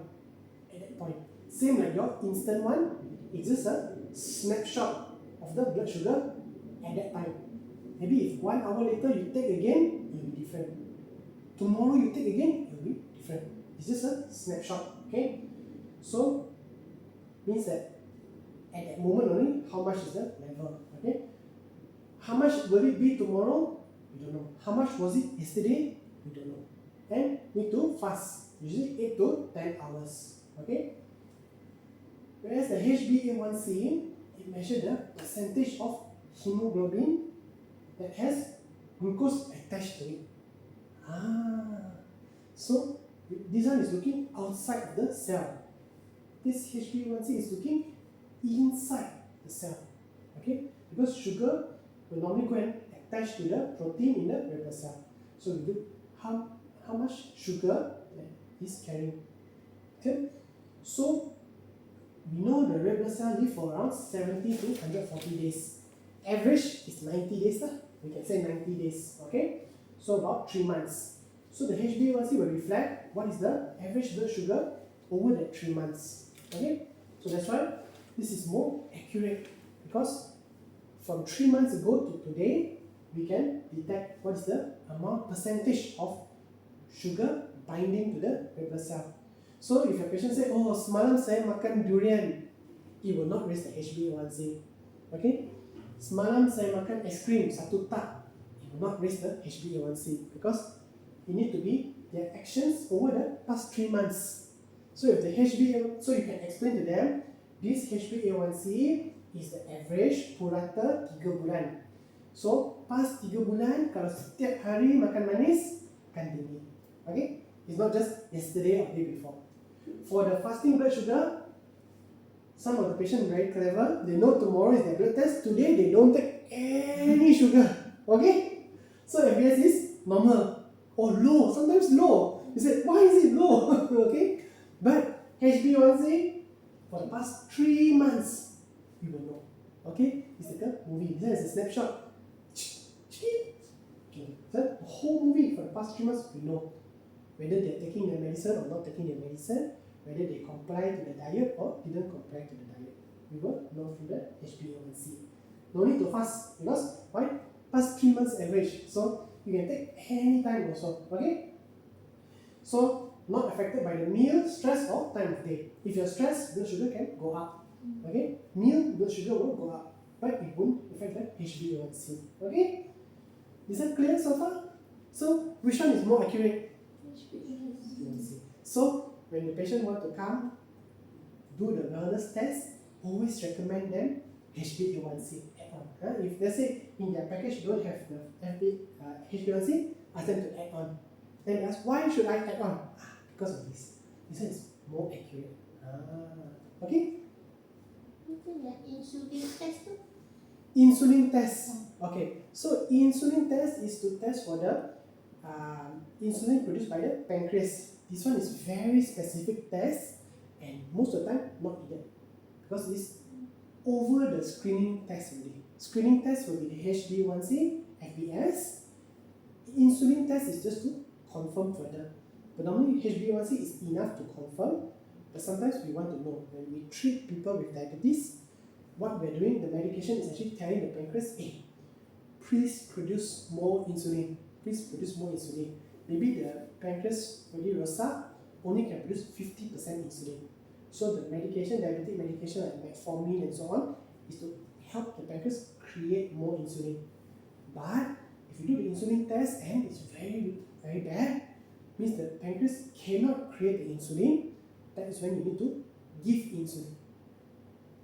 This is how we decide who need to inject the insulin, because the pancreas cannot create the insulin. Means the insulin test is needed if they're taking medication and no response. No response. Right. So this type of test usually a bit hard to interpret and a bit hard to explain to the patient also. Okay. So normally we stick to HbA1c. Okay. Okay. So this is comparing why HbA1c is more reliable. All this is to tell the patient why should this be more better. Okay. So I mentioned this is the average, not single point. No need to fast, not affected by the meal, not affected by any illness or stress. Okay. So every single glucose exposure is captured. Even if the day before they didn't take anything sweet, we still can know. Okay, and very consistent. Last time it used to be very expensive. Now the cost has actually come down. So it's much more affordable for the patient also. Okay?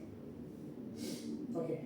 So one slight note is, if the person has thalassemia, okay, or any type of anemia or blood transfusion or pregnancy, then the HbA1c is not very accurate. Why? Because HbA1c look at the hemoglobin. But if the hemoglobin got problem, HbA1c will have problem. Okay? That is when we use FBS. Okay? That's why for pregnant ladies, okay, because their blood have a mix of HbA and HbF from the baby. Okay? So HbA1c not accurate for pregnant ladies. So we advise them go for FBS, and they will also do the special test where they will consume the sugar water. They test after 2 hours. That is how we test for pregnant ladies. Okay? Because if you do HbA1c when they are pregnant, you will also be checking the baby's HB also, and you will get a very different result. Okay? Okay. So this is the levels that we go by. So if it's just the fasting blood sugar, usually less than 5.6. As long as it's less than 7, it's still normal, but we call it impaired. Meaning that at this range, it's not diabetes yet, but they need to start taking very good care of their blood sugar. Okay? More 7 and above is diabetes. But remember, to diagnose, you need 2 results. 2 consecutive results above the threshold confirm the diagnosis of diabetes. So this time we check 7. Next time we check 5.5. Okay, come down. Okay, so it's not diabetes. Okay, but first time we check 7. Second time we check 7.2. Then unfortunately is diabetes.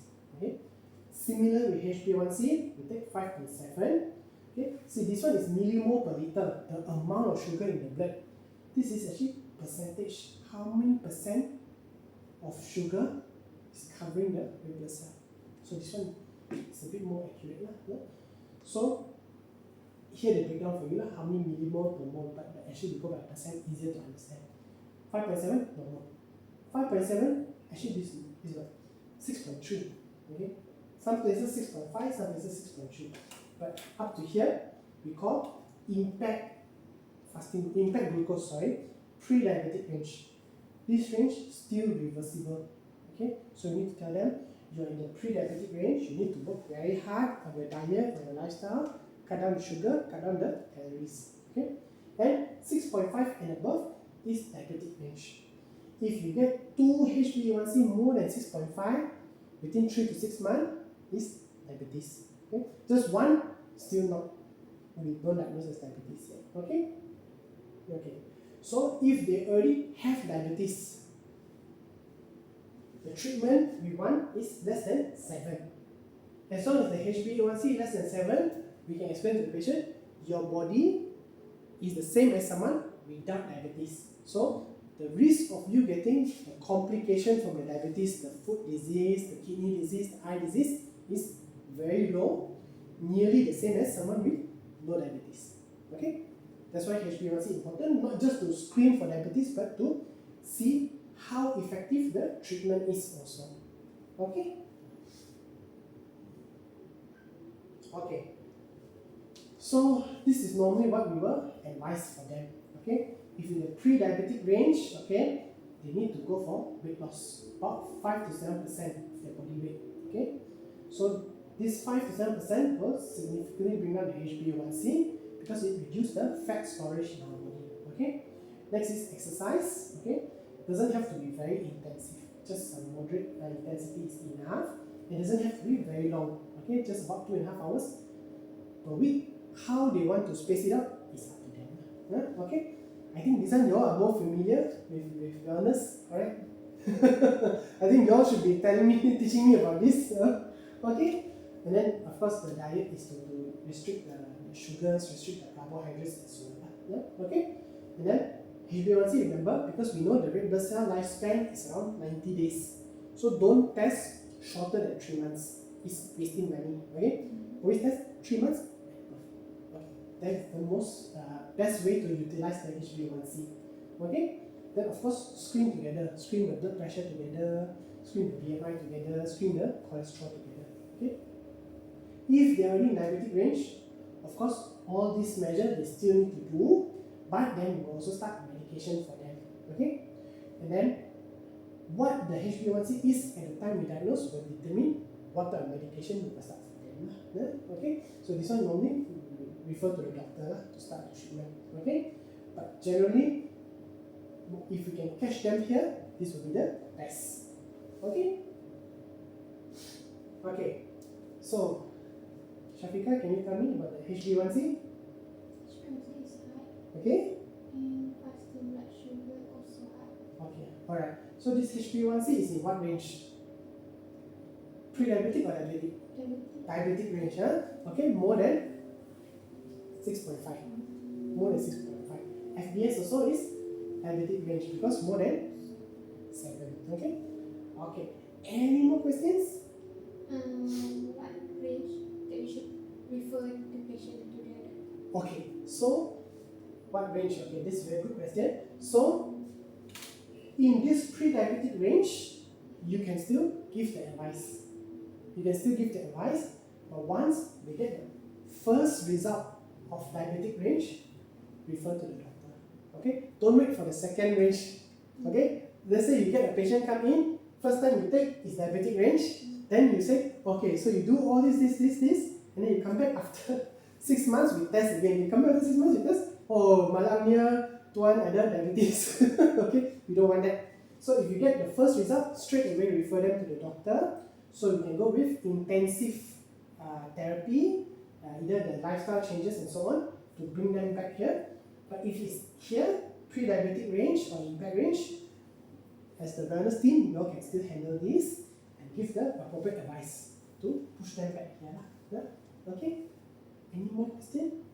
Pre-diabetic boleh reverse, tapi kalau dia dah confirm diabetic. Okay, yeah. So pre-diabetic, yes, correct, you are right, can reverse. Diabetic, like I mentioned, if it's the first result, we give a chance period to see if they can push it back.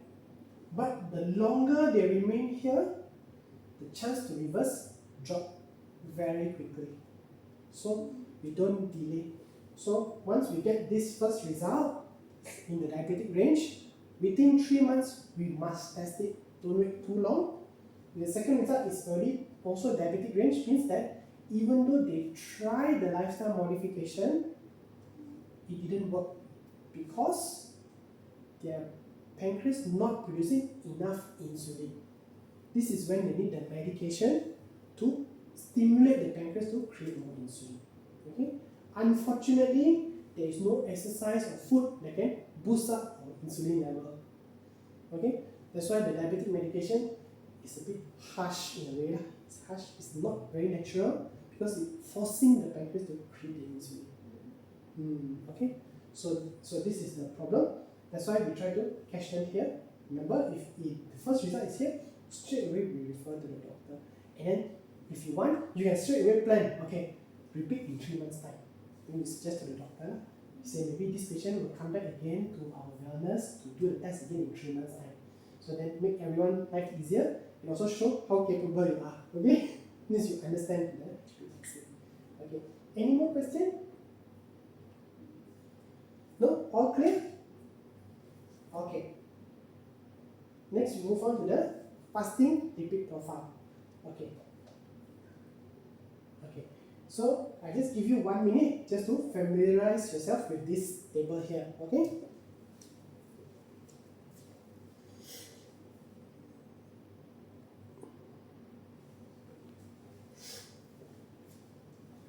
Okay. So you can see we separate into desirable, borderline, and high risk. Total, LDL, HDL, triglyceride, and the ratio. This is what you normally see in the test result, correct? Okay. So LDL is low density lipoprotein. So that is not fat. It's not a fat. It's a lipoprotein. It's a protein. This protein we call cholesterol. Okay. So cholesterol is not fat. It's protein that carry the fat. HDL is high density lipoprotein. Okay? Triglyceride is the? Yes, triglyceride is the fat. Okay? So this one biofat, these two not fat. This is the ratio good versus total. Okay, so high density lipoprotein is like the minyak pelinci for your body. It's the lubricating oil for your body. So all the machine need oil, correct, to function smoothly. The same, our body also need the fat to create the cells, to create the wall of our lining and so on. So the HDL, his job is to bring this healthy fat around and build the cells, jadi the bahan binaan. The LDL is when the HDL already used up, become the sisa, become LDL. This one need to leave the body as soon as possible. The problem happens when there is too many of this LDL that cause trouble. Okay? Just like in your house, if there's too many strangers in your house, they will cause problem in your house, correct? Same with this LDL. Okay? So next is the triglyceride, the direct fat content. So if they are consumed a very high fat diet, or if they are diabetic, the excess sugar converted to fat and become triglyceride. So in diabetic patient, you can only see normal HDL, normal LDL, but high triglyceride. It's because of the diabetes. Okay? Okay, so sometimes you only see low HDL, the rest all normal, but the HDL less than 1, right? HDL is, like I mentioned, the good cholesterol. His job is to tangkap all the fat and remove it from the body, and also send out the good fat to build the cells. Okay? So if the HDL is not high enough, it can be a problem. Okay? Usually this HDL is linked to exercise and fiber. So when the patient comes with low HDL, we need to encourage them to exercise more to boost up the HDL function. So exercise is the most important. If they are smoking, we normally ask them to stop smoking, which can raise up by 5 to 10%. Not very significant, but still it will be helpful. So, okay? And then weight loss normally will come together with the exercise. And here we can encourage healthy fat. Okay? All the seed oils, the nut oils, olive oil, avocado, and fatty fish, which actually we want. What type of fat from fish we normally can get? Omega-3, yes, correct. Okay? So that is very important. Alright? Okay, so this is just the HDL part. So not often we get low HDL, but if you do, the first thing is to encourage exercise, and also to you can recommend some supplement like omega-3. Next, LDL versus triglyceride. Remember just now I mentioned LDL is not the fat, triglyceride is the fat. LDL is just the carrier that transport cholesterol from the liver to the tissue and artery wall. The problem is it can also deposit this cholesterol into the artery wall and form the plaque. So like I mentioned, this LDL is a cholesterol that does its job badly. Dia buat suka hati saja. So you just see he's supposed to throw the cholesterol into the liver for processing. What he does is, you see the blood vessel, berat lah, then just dump it there. The problem is once the fat stick to the artery wall, same like, you know, when in Malaysia we see the signboard, dilarang membuang sampah, what we do? We throw sampah there, correct? And then, if one person throw the sampah there, everyone will throw the sampah there. Same. Once one of the lipoprotein deposit the fat at that part of the artery, the other lipoprotein will see, say, okay, I throw my fat here, throw. Lama kelamaan, it can become a block, okay, and cause heart attack or stroke. That's why it's very dangerous. Triglyceride is not the carrier, it's the fat himself. This is the passenger. This is the bus. This is the passenger. Okay? So normally all the sugar and calories will be converted to triglyceride. Okay? This one is a problem because this is the thing that is directly blocking the artery. Okay. The LDL is not blocking the artery. He's just throwing his sampah there to block it. What he's throwing? He's throwing triglyceride. Okay? Sometimes you see a very, very high triglyceride, more than 10. This one is a problem with the pancreas. Meaning that the pancreas is converting all the sugar into fat. So this one is very, very rare. Normally the patient will come in with very high fever, very bad vomiting. Normally in hospital only we will see this. Okay? Doktor, Ya. kan kenapa bila triglyceride rendah but LDL is high? Okay, so low triglyceride but high LDL, meaning that this LDL raised because of poor diet, poor lifestyle choices, okay? But all the LDL is managed to hold on to the triglyceride. So maybe they are having a normal calorie, normal sugar diet, but very high cholesterol diet. So what is the bad cholesterol? I will explain also. So most of the bad cholesterol come from saturated fats. Okay? Saturated fats like the trans fats and so on. So things like your margarine, then your biscuits, you know your biscuits like the Mary biscuit, Julie biscuit, all these Confectionery. Yeah. Confectionery. confectionaries also, your chocolate, which actually I love, also contain all this saturated fat. So you see, not necessarily they are high sugar and they may not look oily, but they contain saturated fat which promote LDL. Okay, that's the difference. That's why sometimes you can have low triglyceride but high LDL. Okay, so we also encourage them to take more fiber, oats and beans. Okay, sometimes tak sedap. Okay, so what we can also advise them is for some supplement. Number one, like I mentioned, omega-3. Number two is plant sterols. This one is a bit less well known, but there are some plant sterol supplement in the market that promote HDL and lower the LDL. Okay, so then of course the next step is medication. This is when they have to be referred to the doctor. Okay, then for triglyceride, of course, like I mentioned, is fat. So all the direct source of fat, sugar, carbs, and alcohol need to be cut down. Omega-3 will be very good because it promotes your HDL. So the HDL can capture all these bad triglyceride and take it out of the body. Okay, and weight loss. Okay. Then of course next is medication. So this is just a brief summary. Okay, remember cholesterol, the LDL is just the carrier, whereas triglyceride is the fat itself. This is from the liver, this is from the diet. Okay, this can cause atherosclerosis, meaning a blockage in the heart blood vessels. Okay, whereas this can be due to the pancreas or can cause heart disease also. Usually, this pancreatitis is very rare. We will focus mostly on the heart health. So the cholesterol, the lipid profile is a direct snapshot of your heart health. Okay? Okay. Fasting, actually LDL by right, no need to fast. But triglyceride, you need to fast. And the lab will process this together. That's why we do fasting lipid profile. Okay? Okay, up to here, clear? Okay.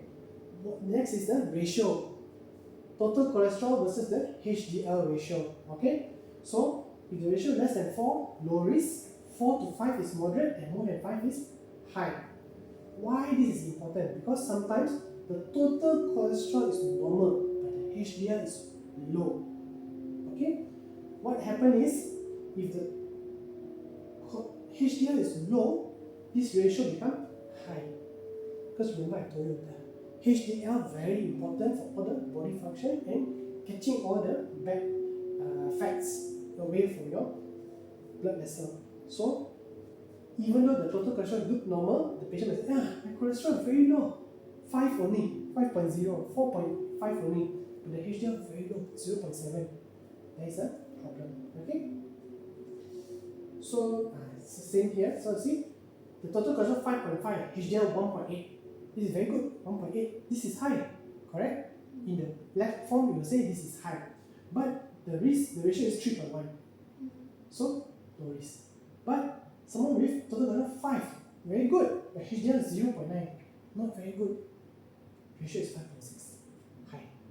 So you see, the total cholesterol might be very high, but you need to look at the whole picture, HDL. That's why this ratio is important. But the good thing, the lab already count for you, so you don't need to take your calculator and count. Okay? You just directly look at this ratio, then you know this patient is what risk and then how we should advise them. Okay? Okay. So, Beijing, you want to tell me what you see from this Lipid profile, Total cholesterol is high. okay, LDL also high. okay, HDL low. okay, The TG is high. okay, And then the total cholesterol slash HDL is also high. okay. So we can see this ratio is very high, more than 5.0, correct? So even without looking here, just by looking here, you already got the picture that this person heart health is in danger. Okay, not only not only is the total high, the LDL is very high. Okay, more than 4, this is high risk. More than less than 1, so this is high, and then 3.5, also very high, nearly double high risk. So just by looking here, then you can slowly break down to the patient. See, your cholesterol level is very high. Okay, when you need to refer to the doctor. Okay, so when you need to refer is at this point. I show you. Anything in this high risk, need to see the doctor. Okay, as long as the total cholesterol less than what we do, we will simplify this less than 6. Total cholesterol less than 6, you can still advise. LDL less than 4.0, 4 less than 4, you can still give advice. More than 4, we need to start medication. Okay, HDL, if it's still above 1.0 and above, it's fine. But less than 1, normally need to see the doctor also. Okay, triglyceride up to 2.3, means 1.4, 1.7 is the normal limit, correct? Just up to 2.3 or 2.4, you can still advise, but more than that, you need to see the doctor. And of course, the ratio, once the ratio is very high risk, you need to see the doctor also. Okay, so at this point, you all can still give your wellness advice, but at this point, you need to see the doctor straight away, because most probably we need to be very aggressive with our treatment. Okay? If the total cholesterol is high, Okay? LDL is high, Okay? but the ratio is good because of HDL is high. Okay. Okay. So if the ratio is good, you can still advise. But depending on how high the LDL is. Usually if the LDL is less than 4, if the ratio is borderline, the LDL normally will not be in high. Somehow the body will balance it out. So if this is also moderate and this is also moderate, you can still advise. But very rarely LDL in the high risk, but the ratio is normal. Very rare. Okay? Because your triglyceride and your LDL is linked together. Okay? The bus and the passenger. Okay? Very good question. Any more questions? No? Okay? With that, we have come to the end of this session also. Okay? We will go for another short break and we'll resume back in 10 minutes time. Okay?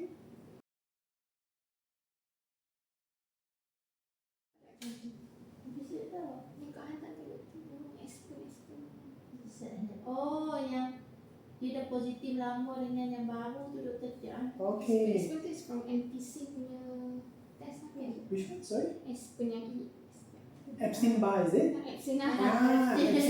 Epstein-Barr virus. NPC Okay. kan? Yeah, correct. It's for nasopharyngeal cancer. So it doesn't mean that they have nasopharyngeal cancer. It means they are high risk for nasopharyngeal cancer. So EBV, we call EBV, Epstein-Barr virus. It can infect the nose, and the virus itself can damage the cell to the point where it's easy to get cancer because it damaged the cell. So if they have EBV positive, normally we will ask them to follow up with ENT, okay, the nose surgeon every year. Every year they will check the nose to make sure it's healthy because they are high risk for nasopharyngeal cancer. Okay? Because this one just detect the virus. Ni ada yang VCA dengan VCA tu yang lama kan doktor? Maksudnya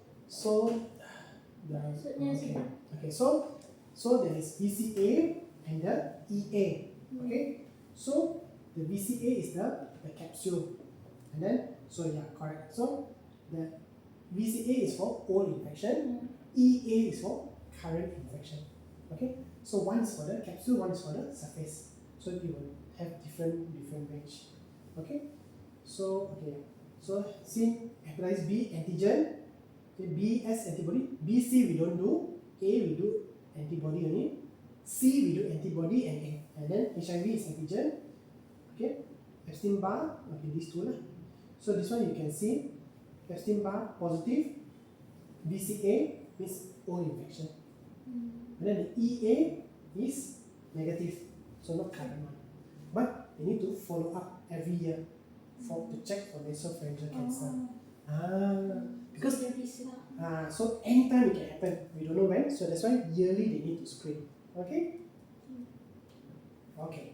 So now we move on to the summary of our workshop. Okay? Okay, so just to recap, okay, for the full blood count, okay? So remember, we look not just at the HB, we look at the MCV and MCH, okay? So I can tell you, if you are the type of person when you see the blood result, you look at the HB, you also look at the MCV and MCH. Automatically, you are better than 50% of the housemen in the hospital because they always forget to look at these two, okay? So, you can see microcytic, when it's small, can be because of iron deficiency, okay? And then normocytic is usually chronic disease or blood loss, okay? Macrocytic, if it's too large, normally is vitamin B12 deficiency. This is very rare because in Malaysia, most of our population is very healthy when it comes to food and maybe too healthy also, okay? Okay, so of course don't forget this is the microcytic is for MCV, MCH is the hypochromic or normochromic, okay? Whether the color is pale or not, also again lead to iron deficiency or not, okay?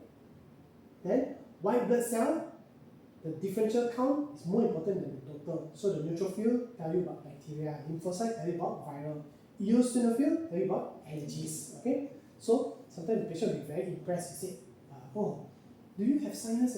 Oh, how you know?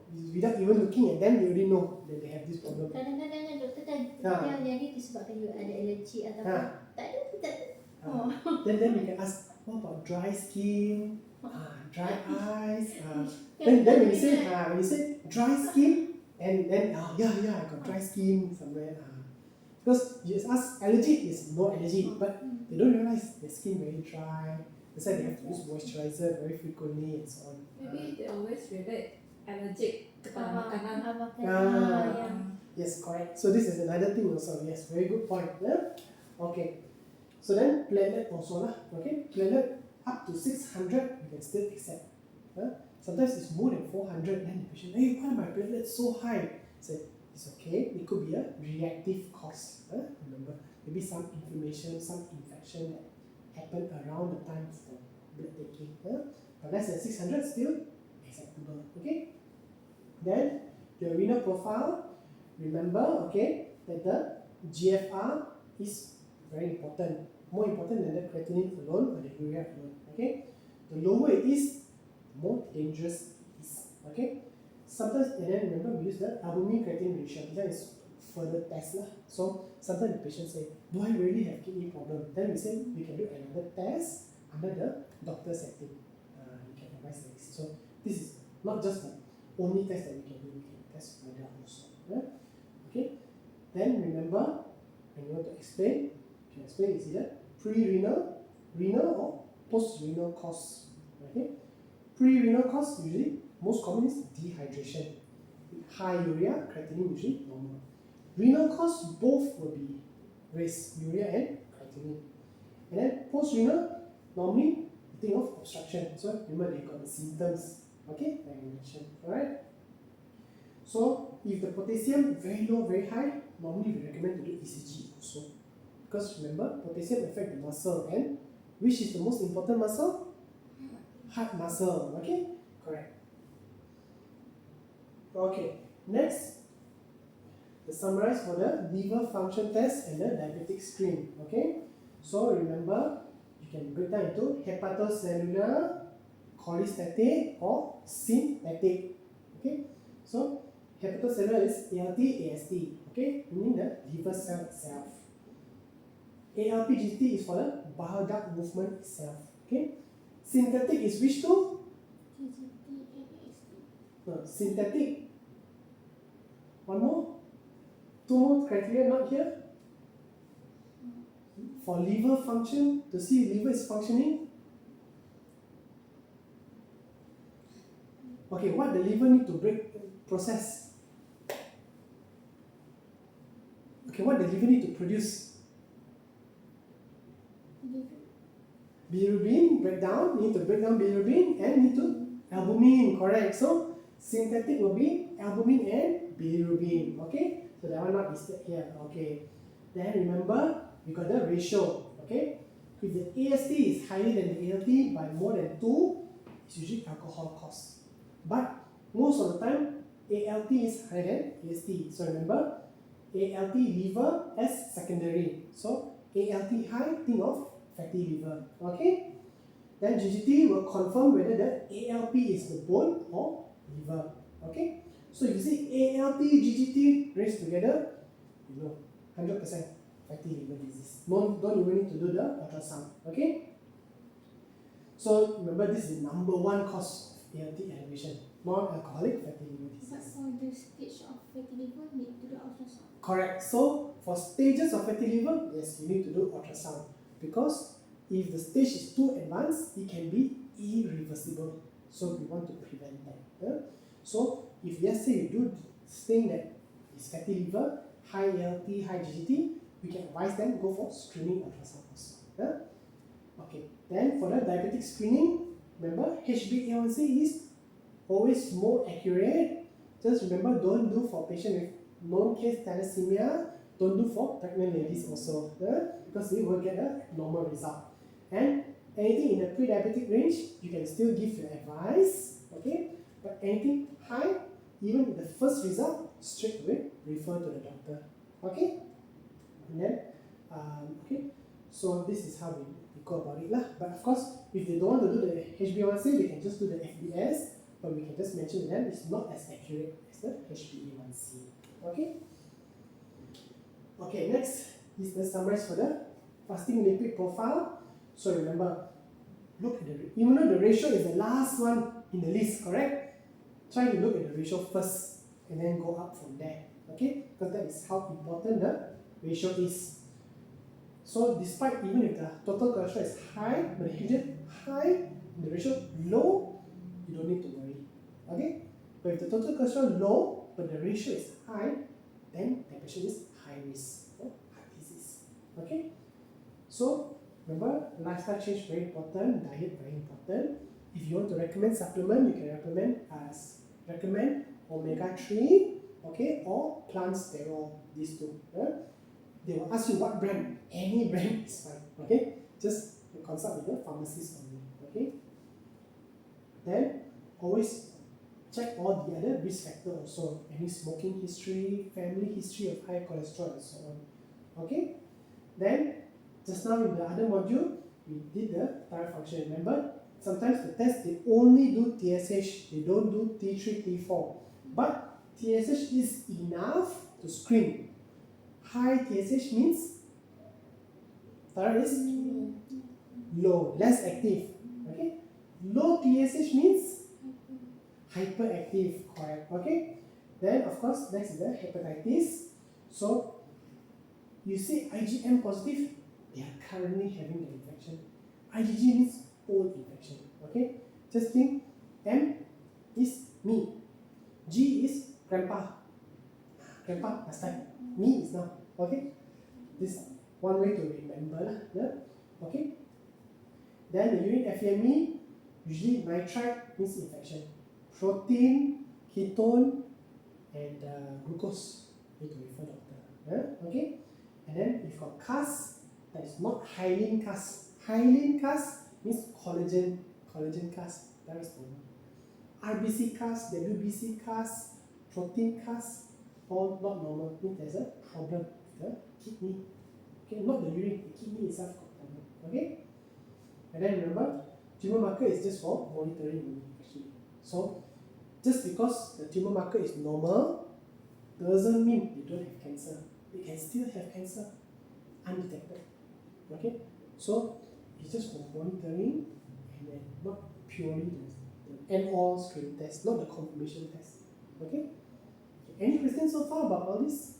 Nice. The family history for fertility. Okay, If dia punya cholesterol keep on like tinggi, yes, even though they say like they have changed their lifestyle, so maybe because of family history. yes, correct. So even if let's say they said they are fully vegetarian diet and they go jogging 2 km every day, but the cholesterol is still very high, then it could be due to family factor, genetic factor.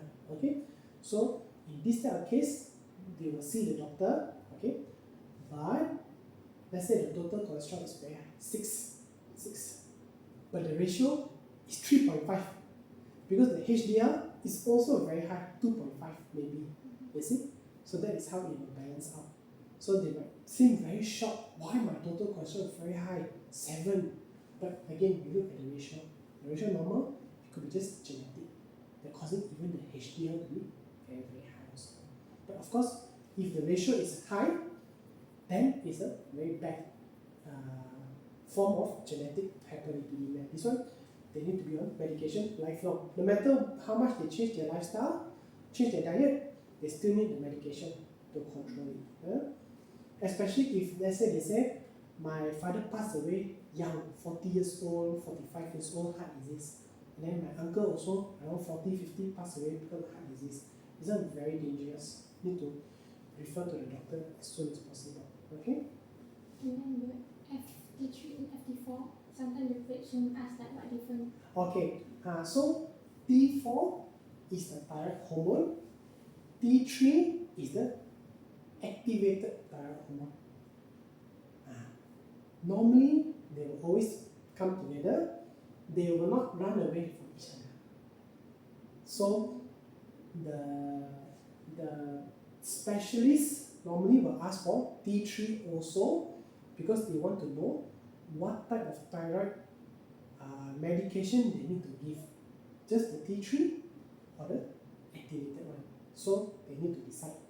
But for us, the TSH is the most important one. Next is the T4. If let's say the patient asks, you can just explain the thyroid got 2 types of hormone, T3 and T4. They both have the same function. Same function. But the TSH function is different. TSH is to stimulate the thyroid to produce these 2 hormones. You can just explain it this way. Yeah? Okay? But sometimes the test only have TSH, then you just explain the TSH. If they give you the T3, T4, you just explain these are the 2 types of hormone that the thyroid produce, but they have the same function. Okay? Any more questions for this part? No. Okay? Alright. So normally we go with a systematic approach. Okay? Why the test was ordered? In our case, for wellness, usually it's because of health screening. Right? The patient interested to screen for their health, not necessarily that they have any symptoms. Okay? They want to get an overall picture for their health. So, okay, we go in on this context. Then also, when you sit down with the patient, before you go, we go through the results first, but before we discuss with the patient, we can just ask them, are you currently on any medication? Okay, then it's the diabetic medication, cholesterol medication. Then you know, you saw the result just now, so you got a picture of what you can advise the patient now. Okay, so sometimes because you don't ask, then you say, oh, your sugar very high. Then only the patient said, yeah, I know, I'm a diabetic patient. Then your advice all change, you see. So that's the important thing. Always compare to the reference range. Okay. Just because it's slightly above or slightly below doesn't mean it's abnormal. Unless some of the results that I mentioned just now, like potassium, even a slight change is very dangerous. But for platelet and so on, you can still accept a certain range. And remember the liver function test, for example, the ALT, if it's 1 times to 3 times of the normal, it's still acceptable. But 3 to 10 times is already moderate. So don't worry, those reference all I will pass to you also to refer. Okay? Then next, what is the pattern? The best type of blood test is if you have serial blood tests. Means you have something to compare to before. Then you can see the trend. Okay, your GGT is coming down. Meaning what you have been doing, your lifestyle change is working. So this we can give good news to the patient. Or the HbA1c is going up. So then you can tell the patient, unfortunately your HbA1c is going up, so you need to consult with the doctor for diabetic treatment. Okay? So always good to get the pattern.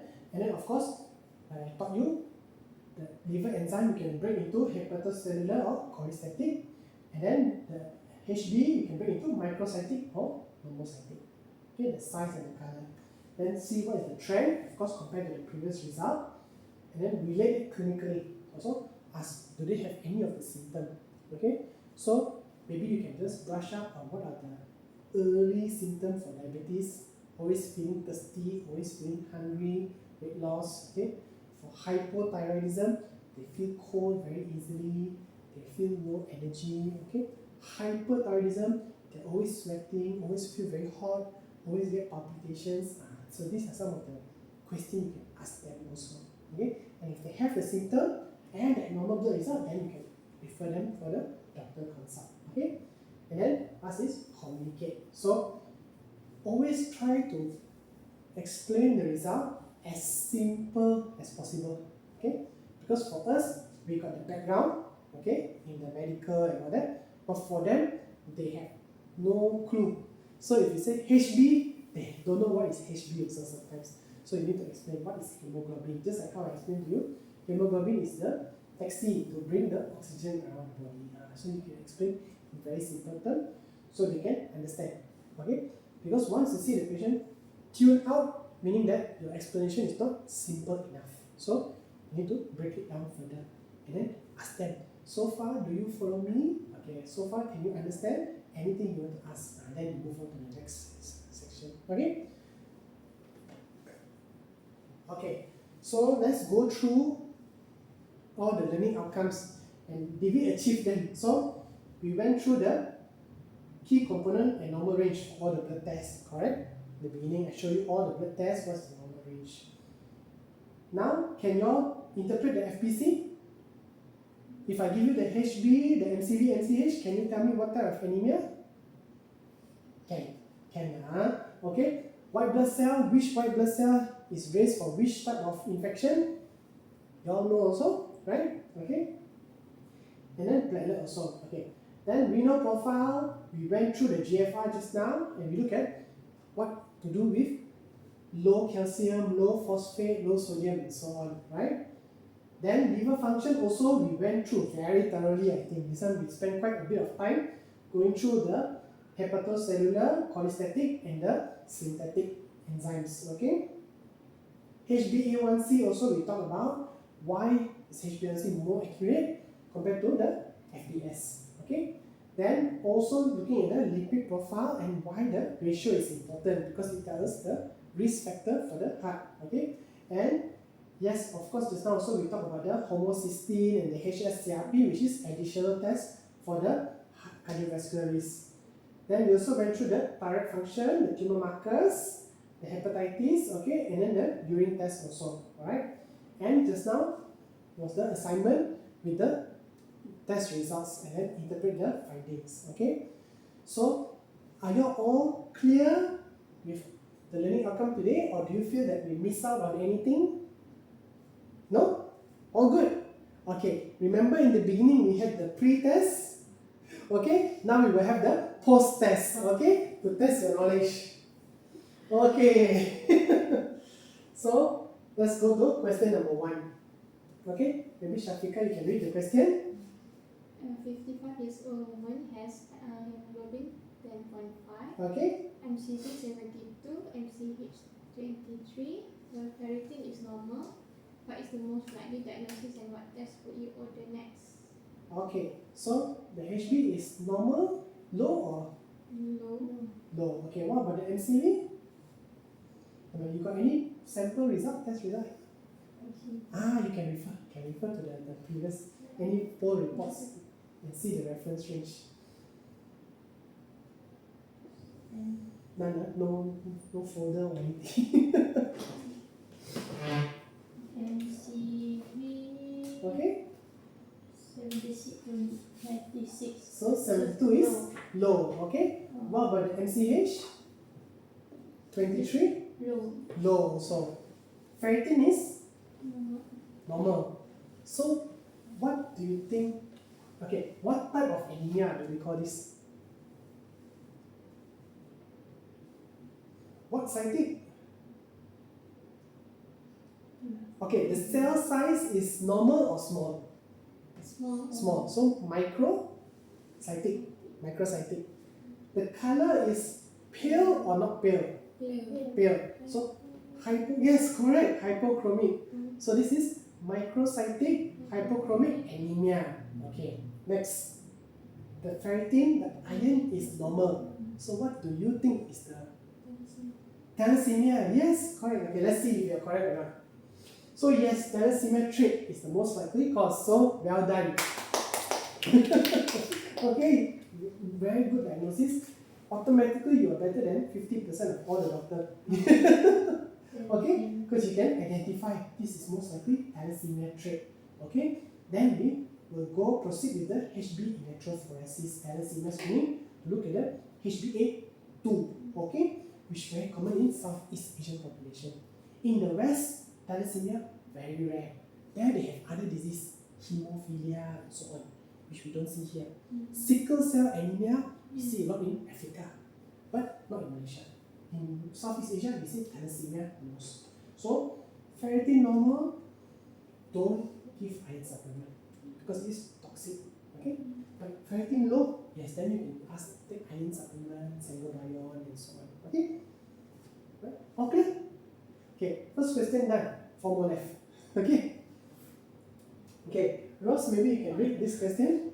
A patient has ALT 320 UL, AST 600, Okay. 80 UL, ALP 88 UL, GGT 210 UL. What is the AST ALT ratio? Okay. What pattern is this and what does It it suggests. suggest? Okay. So maybe you all can very quickly count what is the ratio, the Hrdc ratio that we learned. Just use the calculator.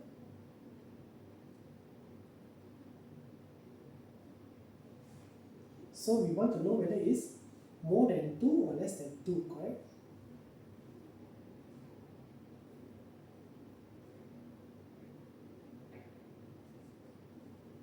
More than 2. Okay, how much is it? 2.1? 2.1. 2.1, okay. So if the Hrdc ratio is more than 2, meaning the AST, the secondary, is higher than the ALT, right? So what do you think this suggests? We know the GGT also high, correct? So what is very specific for the AST and GGT that we learned just now? It's very sensitive to what thing that the patient can consume that can cause it to be high. Alcohol, yes, correct. Okay, so if the ALT is higher than the AST, the ratio less than 1 is non-alcoholic fatty liver. But the AST is higher than the ALT and the ratio more than 2 is alcoholic fatty liver, and the GGT also very sensitive to alcohol. Okay, so let's see if you're correct. Okay, so the ratio more than 2, this is hepatocellular pattern because the ALT, AST, okay, and the Hrdc ratio suggests alcoholic liver disease. So give yourself a clap, you successfully diagnosed this also, okay. So the GGT also support that this is the cause, okay. So next need to talk about the alcohol history, okay, and chronic use, and then need to arrange for ultrasound also, okay. So see, based on this, sometimes you just look at the result, you roughly know what question you need to ask the patient next. Okay, ask them about the alcohol consumption. Tell them that this is a bit too high. We need to arrange for ultrasound for the liver to look for liver damage from the alcohol. Okay.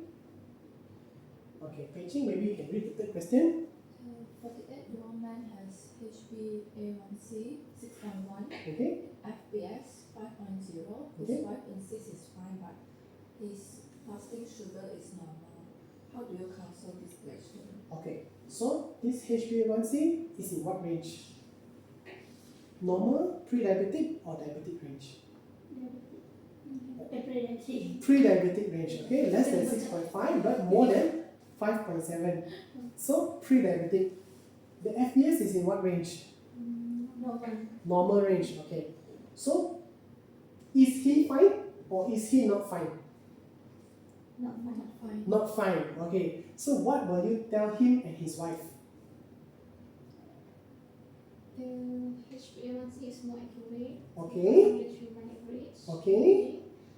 But it's in a pre-diabetic range, which is reversible. Reversible, okay, very good. Lifestyle change first. Okay, very good. So how much of the HbA1c would consider as diabetic? 6.3. 6.3 and above. Okay. So very good. Round of applause. Very, very good answer. Okay. This is 100% exactly how I would say it also. So well done. Good job. So up to this point, you are doing very good. Your knowledge test is excellent. Okay. 60% clear. Okay. Let's try to get 100%. Okay. So yes, HbA1c is 6.1, put him in pre-diabetic range. Okay. FBS is not so accurate because only at that time. But HbA1c is more accurate because you get 3 months picture. That's why it's warning, reversible, and everything here you've answered. so good job to all of you. Okay, can go for weight loss, exercise, diet modification, and then repeat back. Okay, so this is very, very good. Okay, if you can explain all this, you'll be very good at this reporting, and then the patients will also keep coming back to you because you explain it very well. Okay, right? Okay, next. Okay, Shafika, maybe you can read this question. 62 years old, has TC 5.0, Okay. LDL 2.8, Okay. HDL 0.8, TG 1.5. His Okay. LDL is not dramatically high. Should you be concerned? Okay, so LDL is only 2.8. Okay, so anything wrong with the results? The LDL is slightly. Hmm? The LDL LDL is slightly high, This which is 2.6. is okay, it's still okay, but anything else wrong? Any result I didn't give you? Ratio. So what is the ratio? Uh, The ratio very easy. So the total Total cholesterol divide by the HDL.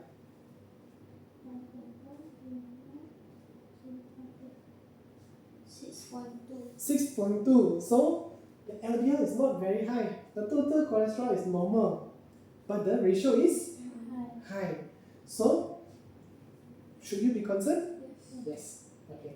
So very good. So yes, high risk. Okay, 6.2 ratio. So even though the LDL is just borderline, the HDL is very low, quite low. Okay, causing the ratio to go up. So despite this, his risk for heart disease is still very high. So you need to counsel on quit smoking, taking the healthy fat, okay, omega-3, and then increase the fiber intake, increase the exercise also. Okay, and if all this fail, they need to go for the medication. Okay, so the doctor later on they will use something called Framingham's score. This one not necessary for your level, but this is what we will normally do to calculate how much medication you need to take. Okay. Okay. Last question, Ross. Population creatinine is 78 Okay. within range, but EGFR is 52. The staff members say the kidney is fine since creatinine is normal. Is this correct? Okay. So is this correct? So one of your team, Ross, has said, oh, the GFR 52, creatinine 78. This result still normal. Is your team member correct, or do you need to intervene here? The EGFR is low. Low, correct. It should be. Is numbers? Then you can see the range. EGFR more than 90, correct? So this is what stage? 3A. 3A, correct. This is stage 3A. 45 to 60. 60 to 90 is stage 2. So this is stage 3A. Already need to see the doctor. Okay. Even though the creatinine is normal. Why do you think the creatinine is normal? Even though the GFR is low? Any guess? I could tell you just now during the lecture. What type of patient? The post. Is it because of post? I will teach. No? What type of patient? So creatinine is a waste product from muscle. Okay? Elderly patient. Correct. Yes, correct. So elderly patient, they got low muscle mass. So not much muscle. So the creatinine also won't be much. Won't be very high. So low creatinine, but the GFR also low. So usually elderly patient will be like this. That's why you need to be careful. Even though creatinine normal, but GFR is low, it's a problem. Okay? So don't just look at creatinine alone. So no. So this is dangerous misconception. It is stage 3A, correct. So you all managed to identify this is stage 3A. Okay? In elderly patient, there's low muscle mass. So creatinine is normal. Okay? So that's why we need to further test. Look at the patient themselves also. What type of patient it is. Okay? Alright. So very well done. You have gotten 5 out of 5 correct for the post-test. Okay? Whereas in the pre-test was only 60%, correct? 2 out of 3 questions correct, answered correctly. So it means your knowledge has improved. Now this is the final session. Do you have any more questions for me? No? All clear? Bila ada But we did have a lot of questions in between, correct? Okay. Kita kalau macam uric acid kan, normal Okay. 0.22 Okay. until 0.45 kan. Alright. Tapi kalau yang kita ada jumpa yang below tau, below. Okay. Ha. So low uric acid. Ha. So uric acid is the product that we use to measure for gout and also bowel stone. Bowel stone. Okay, and sometimes kidney stone also. When the uric acid is very high, it can become crystal. Crystal. This crystal can form the stone. This crystal can go in the joint. We call this gout. Gout. So normally more than 600, 700, then the risk for gout is very high. So that's why by 400 we put the cut-off point because you need to be within that range. For ladies, it's less, 350 usually. But what about low uric acid? Okay, remember uric acid is a waste product. If it's low, it's still acceptable. We don't want it to be high. In some patients, you can get 0 uric acid. You know which type of patient? Those taking gout medication. So if they are taking gout medication like allopurinol, colchicine, this medication is catching all the uric acid and throwing it out of the body, so it will be low. So that is normal. So if you see low uric acid, you can just reassure the patient that this bottom range we use for treatment level, but it shouldn't be high. Low is acceptable, high not acceptable. Okay. Same with albumin and globulin. Okay. Low albumin not acceptable. High albumin means too healthy. Okay. Alright. Any more questions? If uric acid high Okay. and the GFR also low, Okay. is it because of gout or stool? It could be both. Because like I mentioned, the uric acid when it's very high, it can form crystal. This crystal can damage the kidney filter. Not necessarily form a stone, but just the crystal itself can damage the filter. And then in the urine FEME, you get crystal. Different type of crystal, oxalate crystal, calcium crystal, and so on. That's where this will come out. So uric acid, normally we will advise the patient to cut down on high, sorry? Seafood, yes, correct. Anything else? Purines, okay. Anything else? Red meat, okay. So beef, mutton, and so on. Nuts, actually beans. Beans, nuts is okay. Beans, okay. One more thing. Ikan bilis, yes, okay. One more thing. Sodium, not so much. One more thing that you find in all your canned drinks and all. Yes, high fructose corn syrup. This is a thing that they use as like a sweetener and replace the sugars in all your sweets, your candy, and your drinks, and your Coca-Cola also. So even though the patient say, I don't take any seafood, I'm fully vegetarian, but every day they drink 1 can of Coca-Cola, that is where the uric acid is coming from. Okay? So you need to get a very good picture for this. Okay? Any more questions? There are arthritis. Okay. So if heart, Okay. Do you have the sample? Rheumatoid ada doktor. Oh, so the rheumatoid factor, right? Sebab Okay. sakit sendi So dia. rheumatoid factor doesn't mean that they have joint disease. They got many type of rheumatoid disease. Okay, rheumatoid heart disease, rheumatoid joint disease, we call rheumatoid arthritis, and so on. Rheumatoid factor (RF) is a screening test we use for autoimmune disease, meaning the antibody is attacking our own cell. Attacking our own cell. So if it's attacking the joints, it's called rheumatoid arthritis.